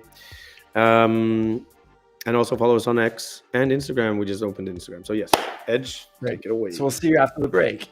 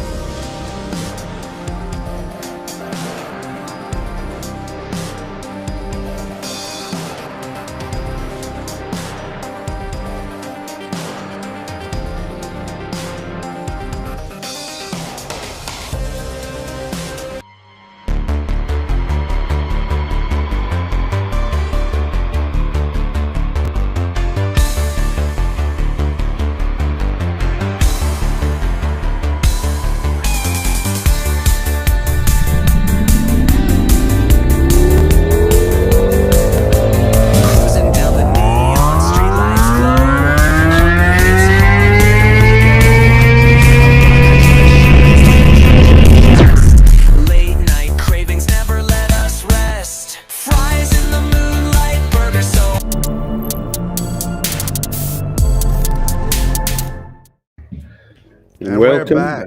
Yes. Boom! Happy 4th of July, everyone. Yeah. Yes. Hopefully everybody's having a good 4th of July. It's a perfect day, actually, for, I guess, most Americans, because it's on a Friday, meaning you have the whole weekend to recover, hopefully. So we got a bit more news before we hit our reaction segment. By the way, and yeah, I like the Patriot movie. It's a bit like Braveheart, but set in America. The one by Mel Gibson. Yeah, he's a good director. I actually do like his work. And I don't think he directed The Patriot, but you know, obviously he acts in it. But I think he directed Braveheart before. But now he's a director. But oh, you're right. Yeah. Roland Emmerich directed it. Yes, correct. I think he was a producer. That's where I got. Yeah, definitely. I think he definitely had something in. I keep confusing. No, he directed that other movie. It's set in a similar time period. I think with the ships and stuff. I forget. Okay. I should know this stuff actually, but anyway. But in any case, we're going to talk about briefly that China. We're going to China because they just pulled off a major breakthrough in high-speed tech. Scientists have developed there a new heat shield that can survive insanely high temperatures, up to 3,600 degrees Celsius. That's 6,512 degrees Fahrenheit. This is way hotter than what current spacecraft and missiles can usually handle.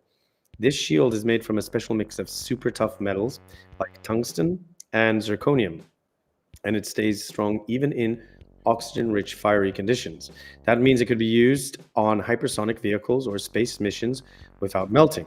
It's a big step that could give China an edge in building faster, more durable aircraft and space tech. And as we know, China, if you watch our video of the new space race, China is one of the major contenders right now in that space race. Yeah, that's wild. What do you think about that? Speaking of which, you know, in the 70s, there was Voyager 1.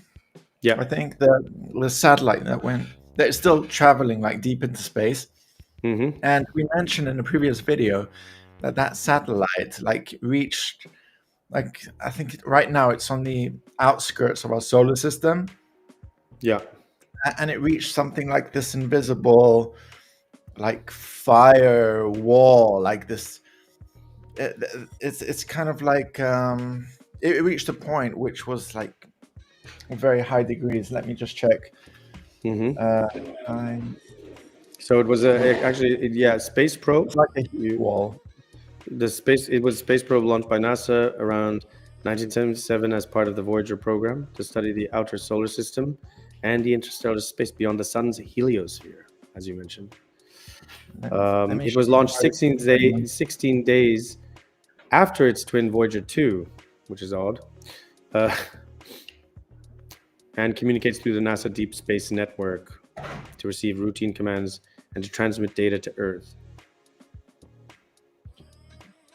But basically what I wanted to say is that this satellite over here, Voyager 1, is that which has been traveling since the 70s.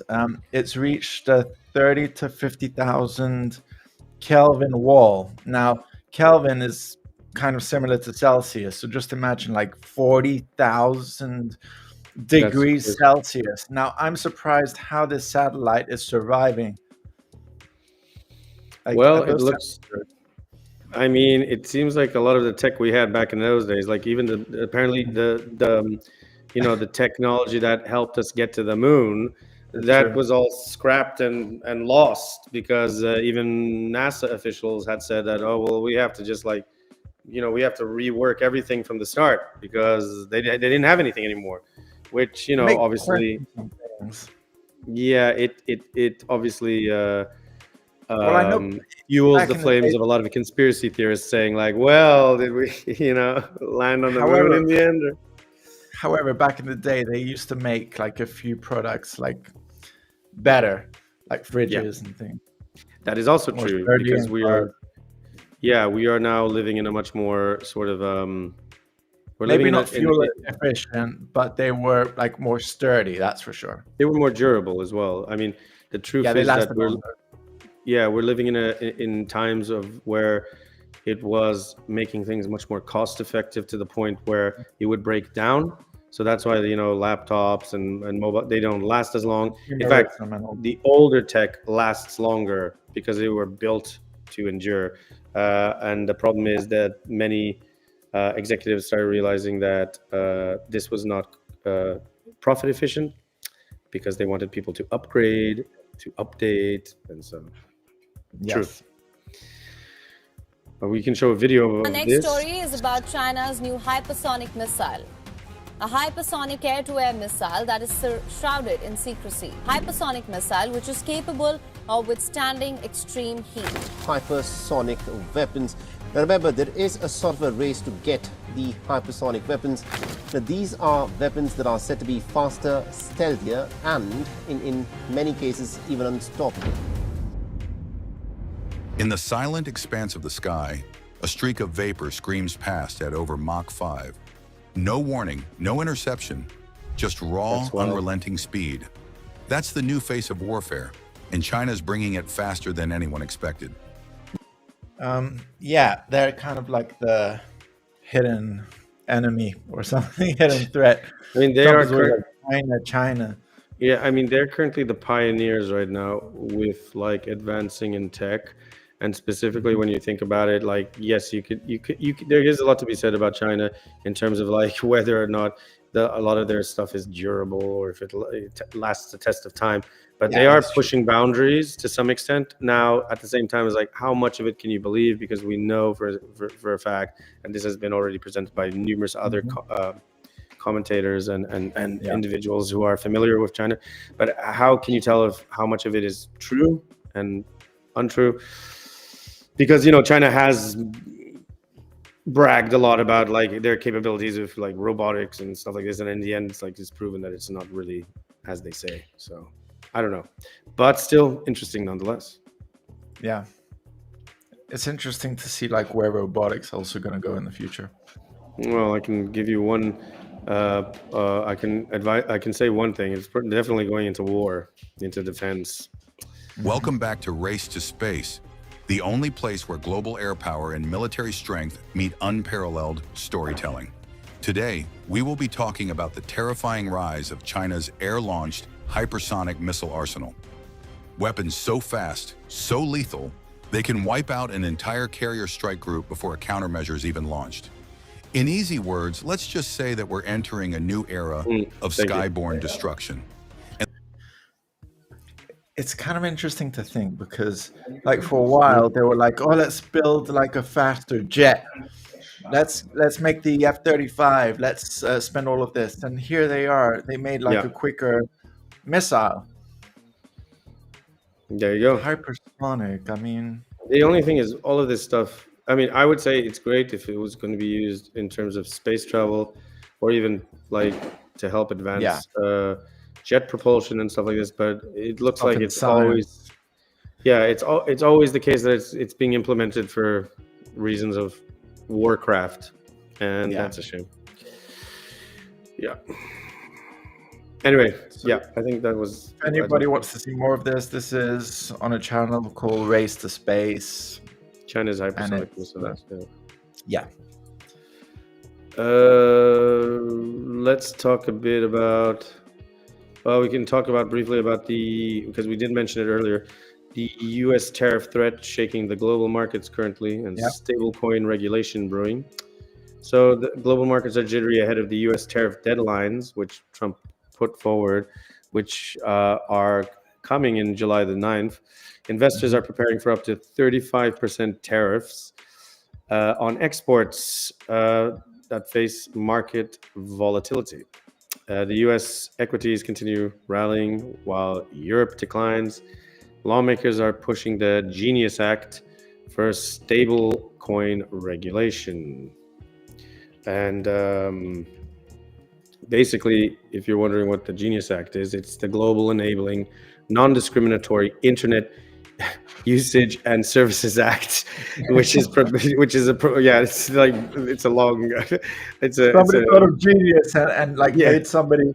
You have to come up with something that fits all these letters. Yeah, it's crazy. So what it basically means, for those who are wondering, it's a proposed U.S. legislation designed to address issues of online discrimination and internet access, which aims to ensure that users across the world, particularly in the United States, have unrestricted access to the internet and fair treatment from service providers, which is actually not a bad thing.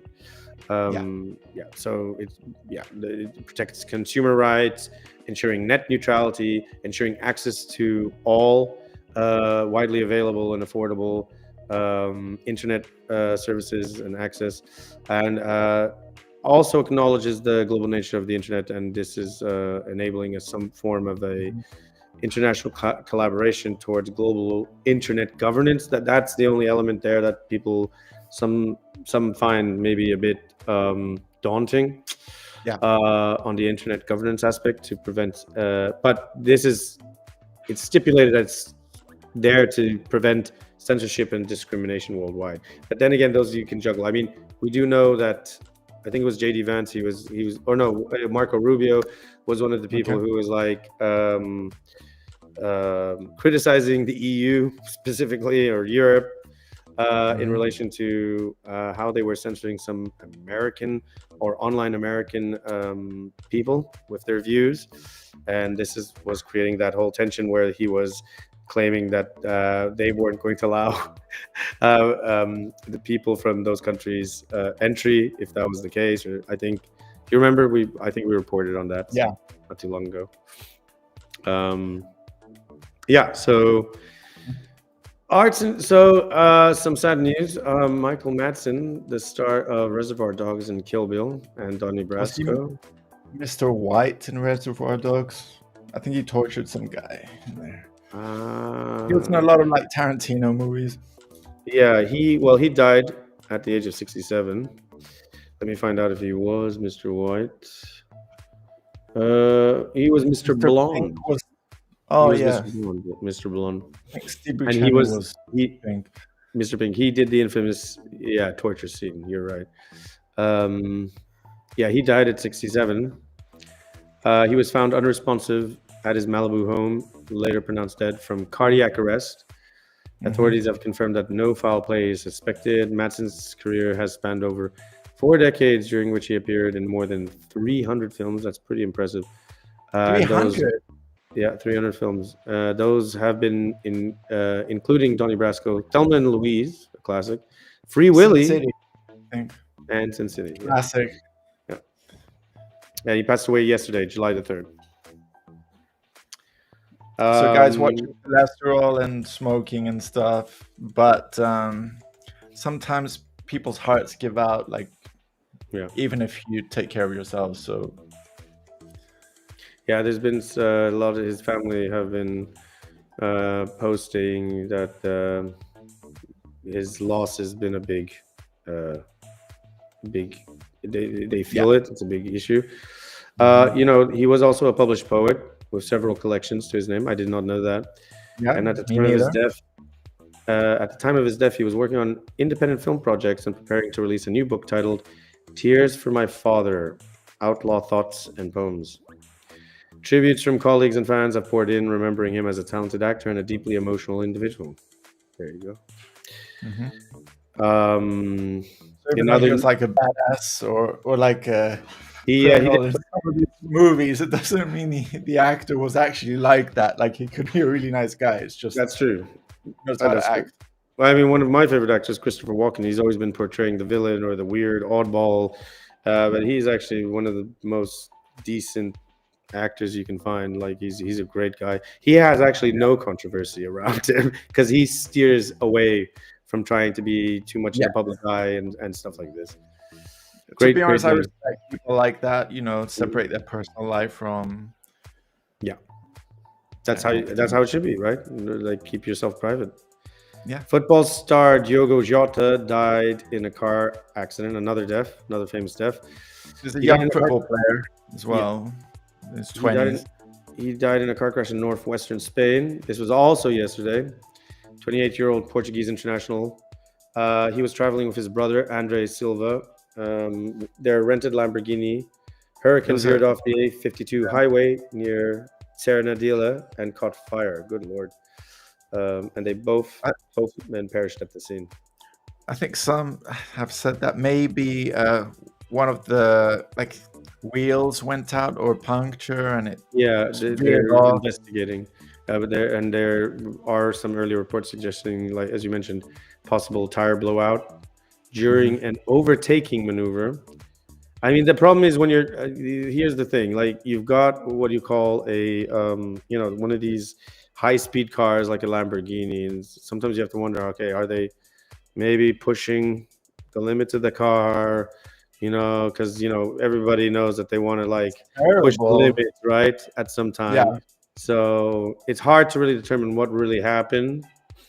He was with Liverpool when they won the Premier League as well. This is him lifting the cup, and so he must have had a lot of fans and his whole life in front of him, and it's just really sad, to be honest. I don't know if this is why recently married as well.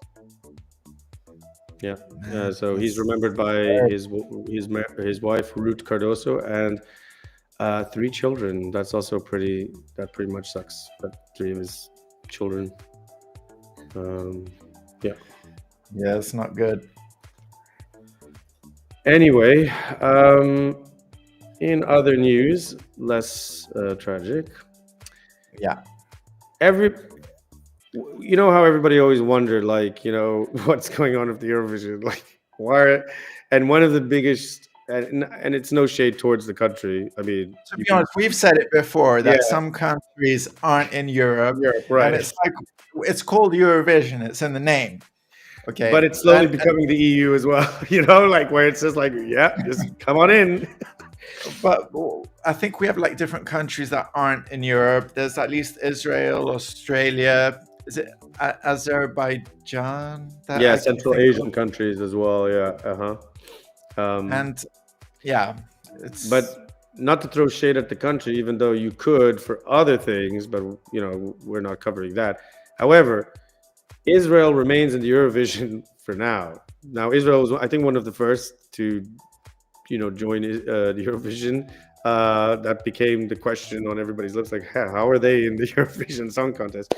Yeah. But the final decision will be in winter, depending on, apparently, what I was kind of like alluding to, the war developments. So the European Broadcasting Union, the EBU, is postponing its final decision until December of 2025. This delay is contingent upon the developments of the ongoing war in Gaza. So while countries like Iceland and Slovenia advocate for Israel's exclusion, others, including Switzerland, Germany, Austria, well, I mean, it's not like they can say otherwise, right? Given the past. Cyprus and Greece, apparently, support its continued involvement. The United Kingdom has opted to it's all abstain like from voting. country relations, isn't it? I guess, but they're not. there is a Plus, it's about the historical war element to issue. this. Yeah. Okay. There is definitively a historical element to this that you have to consider, like when it comes to Germany, Austria, and like also like, well, okay, maybe not Switzerland because they were neutral, right? But yeah.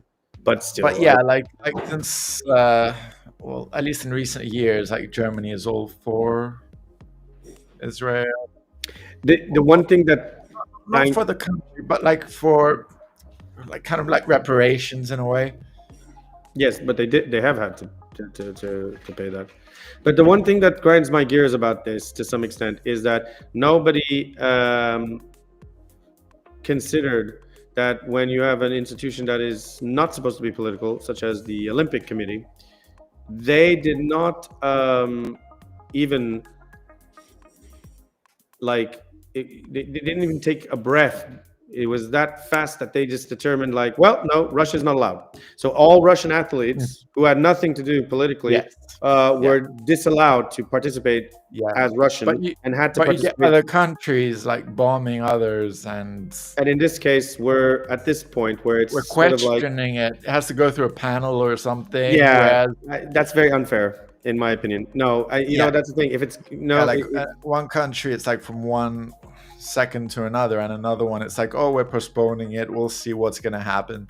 And this is part of the reason why Israel is getting so much criticism continuously, because regardless of your position of how you see things, and again, it's not on the people of Israel. Yeah, it's about the state, the regime. Kind of biased, and it's unfair. But when you're doing that to penalize athletes from Russia in just a heartbeat like that, and they have to then sign up to perform in the Olympics as independent, which is ridiculous.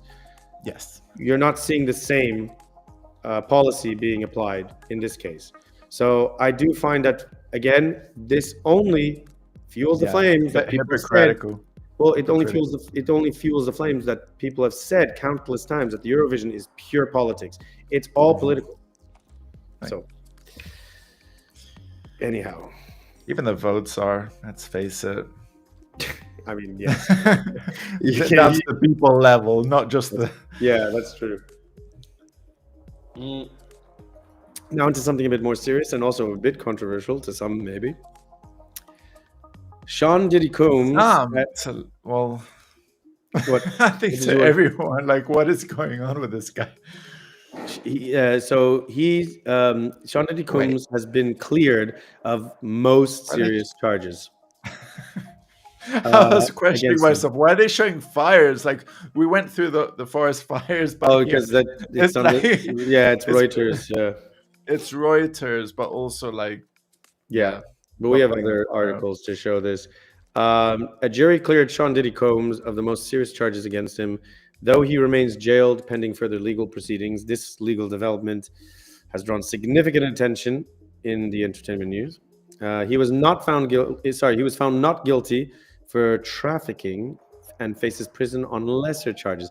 I say convenient because obviously, if you try to unpack more into that issue, that area, guess who that will burn?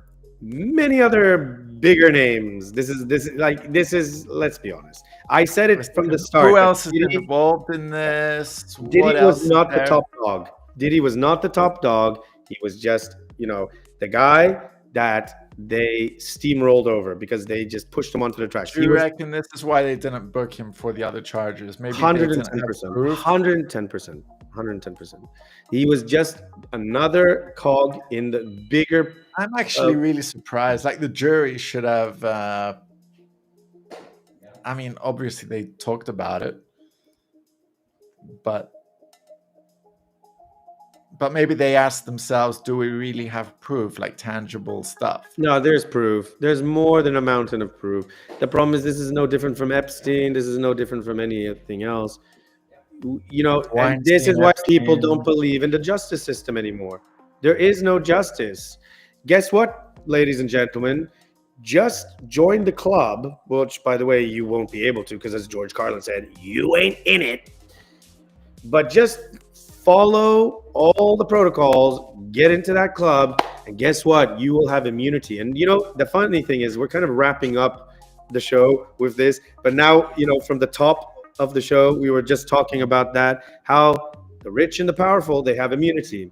There's no wonder why there's such a massive class divide and why people keep pointing the fingers towards the elite. Well, guess what? There's reason for it, because there's no justice for if any average citizen did even 1% close to what Diddy was accused of, they would book them and throw away the key. Yeah. Like, give me a break. We know what the guy is accused of and what he's convicted of and what he did. There's more than enough eyewitness testimony, more than enough proof. You're kidding me. This is no different. Say what this article is talking about. So they're saying prosecutors accuse Combs or P. Diddy, Puff Daddy, of running a decade-long criminal enterprise involving violence, threats, and sexual exploitation of women. Okay, so they're saying a decade long. Yeah. Then they say he was found guilty of transportation to engage in prostitution, which carries a maximum of 10-year sentence. So he was doing this for 10 years, and then he gets like a maximum of 10 years, which he'll probably get off in 5, good behavior. And then they say Sean Diddy Combs was found not guilty of racketeering, conspiracy, and sex trafficking charges, which carried potential life sentences.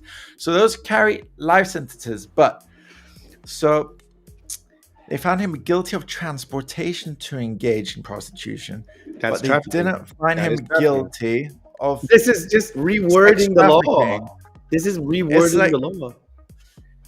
Wait, it just doesn't make sense. Like, of course it doesn't, because this is what they do to confuse everybody. But I'm sure there's probably a lot of I would be interested to see what a lot of the law tubers on YouTube and others are saying about this, because I'm sure they're probably also saying that this is a bunch of hooey. This is what they're saying is that he was the transporter, basically. That no, he was because to the place, but he wasn't actually. He's not the transporter. Doing it. No. He's because if he was the transporter, then he would be. No, I think it's the other way around. I think they're saying because he wasn't the transporter, therefore it's not trafficking, but he was related to the transporting of it. Do you understand what I'm saying? So therefore, not a traffic by proxy. Yeah, it's just so he had somebody else do it. Yeah, because basically, if you're doing it, then you're a trafficker, basically, right? So that's the point. Well, he paid someone else on his behalf. Exactly. If I paid Tom to kill Harry, I'm still implicated in the crime, right? It doesn't change. It's like you go on the dark web, you hire somebody to assassinate somebody, and they're not implicated in it. No, I just paid. I'm sorry. No, I haven't. So this is the worst part about it, because prosecutors are seeking about 4 to 5 years behind bars, and Combs faced up to 20 years total. But the guidelines suggest a lighter term. I mean, this is maddening. So yeah, the verdict has prompted debate. Critics question if celebrity influence. Like OJ? I mean, I think the problem is with this is you should never compare another trial with another, and the OJ trial is just a whole other kettle of fish, in my opinion. But I do get where you're coming from, because a lot of people contest that. I have my own controversial opinion about the OJ trial, which I won't get into, but maybe that's something we can raise. His gloves didn't fit, you know. If the glove don't fit, you must acquit. That's what his lawyer said, and but that was a whole like acting thing. But what's Diddy gonna do? Like sing his way out? No, I mean his reputation is tarnished, no matter what. I mean, like much like Bill Cosby, he's not going to be able to face the music literally, ever. And I'd be surprised if he even tries to show himself publicly. But this is another way of silencing him and basically keeping him in tow, so he doesn't expose the real big wheelers. The other guys behind him. I'm sure. I don't think we need to show the video, because this was like basically from Tim Cass, where they just basically go into it. But yeah, it's not necessary. Anyhow, but yeah, like I this is again, it's very frustrating. There's a fine line between criminal accountability and celebrity influence, or in this case, people of elite power positions. And you know what would be really interesting? There should be a law placed. I don't know if people agree with this, but there should be a law where if you are in any position of public influence to some degree, influence, like power, celebrity. Well, of public influence. No. Some people don't want to be a celebrity, and they're just being used as like Princess. Okay, maybe not Princess Diana, but there are some people who are like tailed, you know, and they don't want to have anything to do. But if you have any public influence, actual significant influence or power, like if you say something, it's going to have an effect somehow. I think it could be in politics, business, whatever. If you're someone who has that ability and that capability, guess what? If you're ever convicted of something, it should be completely public trial. The whole world should be able to see it, just like what they did with Johnny Depp. Just like what they did with Johnny Depp. Amber Heard. That's the perfect example. Do it for everybody. Do it for like everyone. Angelina Jolie and Brad Pitt, arguing about these vineyards and stuff. Like, no, because that's the only way you're going to gain the trust of the people again. Because unless we see what's really going on, nobody's going to trust you. Because the justice system is broken. We all know that. So anyway. Plus, previous court cases are made as an example for other ones. But like celebrities and influencers are a whole other level. Well, talking about influencers, because now we're in our React segment. Maybe you want to pick on this one. But in the last week, what has happened, or in the last 2 weeks, you're familiar with this too, is the Liver King, aka Brian Johnson. He was arrested in Austin after going on a wild rant online where he threatened Joe Rogan, challenging him to a $10 million fight. I mean, is this Who the is one? This guy? Yeah. So the Liver King, are you not familiar with the Liver King? I don't know him personally, no. But so the Liver King for a long time. The first time I saw him, like from this case. So he was known as the Liver King. He was a health and fitness social media influencer and businessman. He was promoting this whole sort of like carnivorous diet and saying that his whole body and the way he was based on that. And for the longest time, but by like eating meat and carnivorous, right? Living in nature and working out. But the thing is that Joe Rogan, you know, and he comes from a fitness background, you know, like, you know, he's done MMA, he's done a lot of stuff, like nutrition. He knows a lot about nutrition and stuff. He, not too long ago, when Liver King was really growing big and like doing the circuit on all the podcasts and stuff like this, Liver King was never on Joe Rogan. But Joe Rogan, I think, was a guest who said, you should have Liver King on. And he's like, Joe Rogan was the one who basically said what was on everybody's mind, which was he doesn't have that because of that diet. That's steroids. And Liver King was saying, "Oh, this is all natural." Over here. Yeah. Then it was exposed that he was abusing steroids, and that basically just, you know, his whole empire basically crumbled because of that. What does this guy have, like roid rage? Well, what happened is you can really see the abuse from steroids, and this is what happens when you use too many steroids, and that's the case where like the man has literally lost it. In fact, his wife was even saying that like she can't handle him, like that he's gone out of control. I recently saw there's these streamers on Kick, you know, that follow Ice Poseidon and stuff. They're part of that whole community. And one of them, I think his name is Benny Mac. He's from New Zealand. He was there in Texas, and he came across the Liver King, and he does some sort of random impromptu interview with the guy. And you can visibly see how whacked out the guy is. He's somewhat coherent, but looking at him, he's just not all together. So yeah, he was arrested, obviously. Watch this video a bit just to see where he comes from. You, Joe Rogan. Language. All caps to get it right. He's probably blaming Rogan for what's happening is really important. his disgrace, you know, from Okay, let's go. because Joe Rogan called him out long ago. You know what I told you. Can I give them?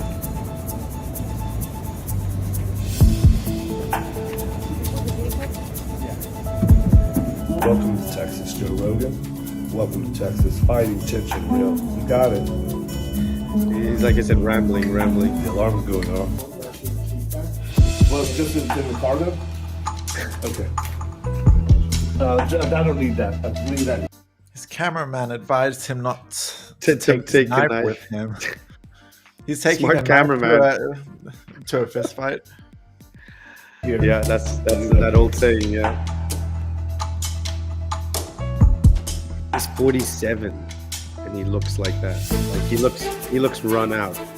Not gonna lie. I mean his face.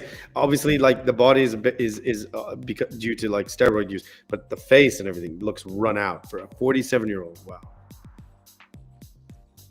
You're muted, bro. I'm sorry. He has like a gray beard and I don't know. Maybe he's like abused other drugs or something before. I'm not sure. Well, steroids can, you know, it's all also affects hormonal imbalance, everything. So it has. Okay. This is why Joe Rogan said, like, you can really see like when people abusing steroids, it's not good because it really affects you, you know, in the long term. So. Okay, so I'm gonna say something, and so I've eaten a lot of meat in my life, okay, but and it's good to balance food, like with salads and stuff, and seafood. But like I've had a lot of like meat, like beef and pork and chicken and all that stuff, and lamb, like anyone does. But I recently discovered that liver, because even though I've eaten loads of meat, I've never really eaten liver. Like I think I tasted it as a kid or something. But it's very rich in certain vitamins, like B12, which are only found in meat. Like vegetarians cannot find this in plants or anything like that. Yeah, they have to take supplements, right, for it instead. Yeah, exactly. And what's interesting is that animals in the wild, like wolves and bears and stuff, like when they hunt their prey, the first thing they go for, even if you like look it up, is they go straight for the liver and other like organs, but they go for the liver because it's very for its content, nutritional value. Makes sense. But I mean, that's part of the reason I think that you referred to him as a liver king, because he was promoting that. Yeah. I just wanted to point that out, that liver has benefits, but it tastes strong. Anyway, to wrap this up, we don't have to see the whole video, but basically he was released on bail, and then he posted a video on social media offering to settle the dispute in a live stream match on July the 4th. That's not going to happen because Joe Rogan, obviously, he's not going to, you know, Joe Rogan has too much to think about in terms of his reputation. He's not going to, you know, reduce himself. He's not going to fight this like yeah. random weirdo. And this guy, well, the Liver King said like whoever wins can take like $10 million or something like that. He doesn't. I don't even think he has that much amount. But Rogan didn't publicly respond to any of these things, which is probably the best. Yes, you know, in such cases, it's better not to have anything to do with it. Yeah, just keep crazy away. Basically, that's the thing. Yeah. Sometimes it's better not to. That's like a rule of thumb in life that, you know, if a crazy person like approaches you, just ignore. Just let them say what they want to say and move on. So we have two things to react to. Which one do you want to do first? Let's do maybe the passport man one. Maybe you prefer doing that first? Sure. Or? Okay. So tell us a bit about this trailer. The passport man trailer leaked. So the thing with the passport man, like online, I don't know about this. And the first time you referred it to me was when I mentioned about 9/11 that people didn't. Well, as far as I know, you know now that we're going to get this thing on the YouTube, right? Every time we get these these noted like 9/11. Last time when we mentioned like the summer heat waves and stuff, there was like a disclosure underneath and a link to Wikipedia about climate change. There was one about United Nations as well. They put one about the United Nations. I think that was the one about climate change. Okay. Now we're likely going to get one about 9/11. And we don't put this here. Like if it's down there, it's just going to be coincidental. So the thing is that at 9/11, as far as I know, even though we saw like, planes hitting the buildings, like from all the news outlets and reports and everything, we don't really see like wings of planes or anything left from the planes, from the actual planes. It just combusted completely. Like it kind of like disintegrated into pieces. I mean, I know it's like aluminium, but like who knows what happened. But what they did find were a lot of passports which were intact or maybe slightly damaged. I don't know. So then you mentioned to me, have you seen Passport Man? And I was like, what is that? So let's have a look. This is, by the way, a parody for people wondering. This is not. Yeah, it's not serious. Oh. The FBI tells NBC News it was some distance from Ground Zero that a civilian found a passport lying on the street belonging to one of the suspected hijackers. Sir, we found the passport belonging to one of the hijackers, blocks away from the attack. Excellent work, Special Agent. Free the 5 dancers at once. Sir, what if someone just planted the passport there? Do you know what that's referring to? Free the 5 dancers. The Israeli dancers who were watching like. So this was report. Yeah. It's been a while. It's been a while since I heard that, like 17 years. So this is like that was reported. This is like connecting a lot of the different like a lot of like conspiracy theories, like kind of like sewing like the pieces together. Heck! Nonsense, you fool. We must invade the entire Middle East. The indestructible passport is gone. Someone took it.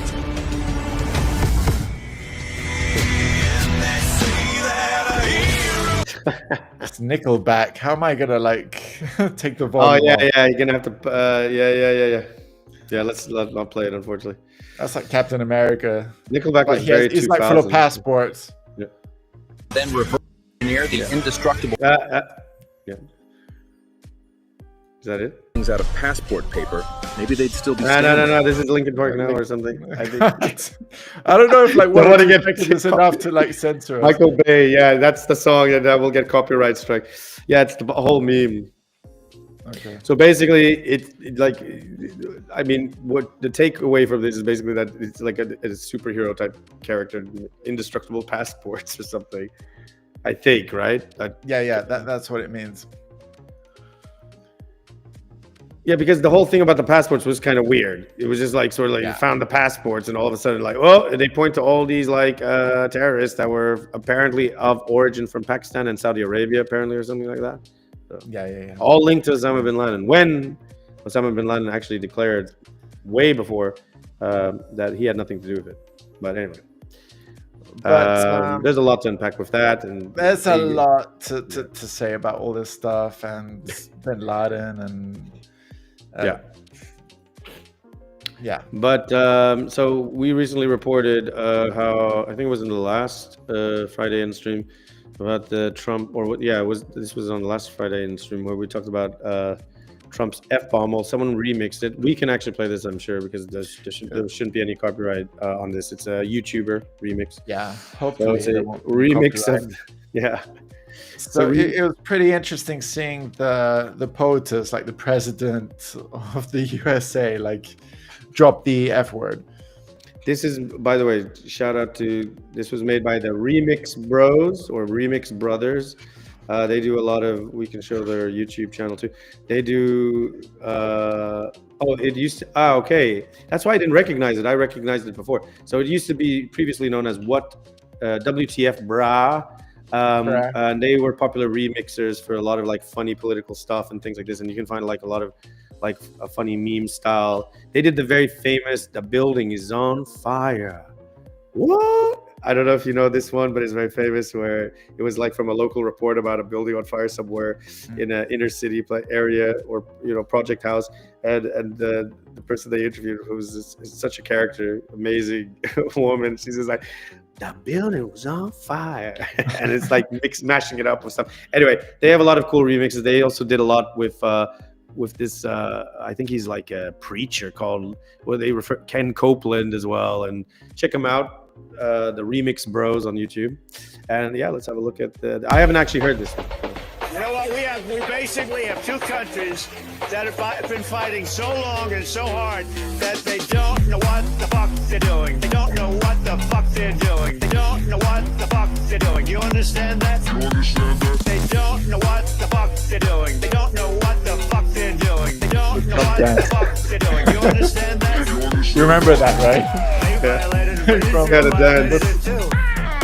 Israel seriously made the deal. They came out and they dropped a load of bombs like I've never seen before. I'm not happy with Israel. You know, when they say, okay, now you have 12 hours, you don't go out in the first hour and just drop everything you have on them. The biggest load that we've seen. There you go. That's their trademark. They always put. So hard that they don't know what the fuck they're doing. They don't know. They've been fighting so long and so hard that understand that. You understand that? Woo!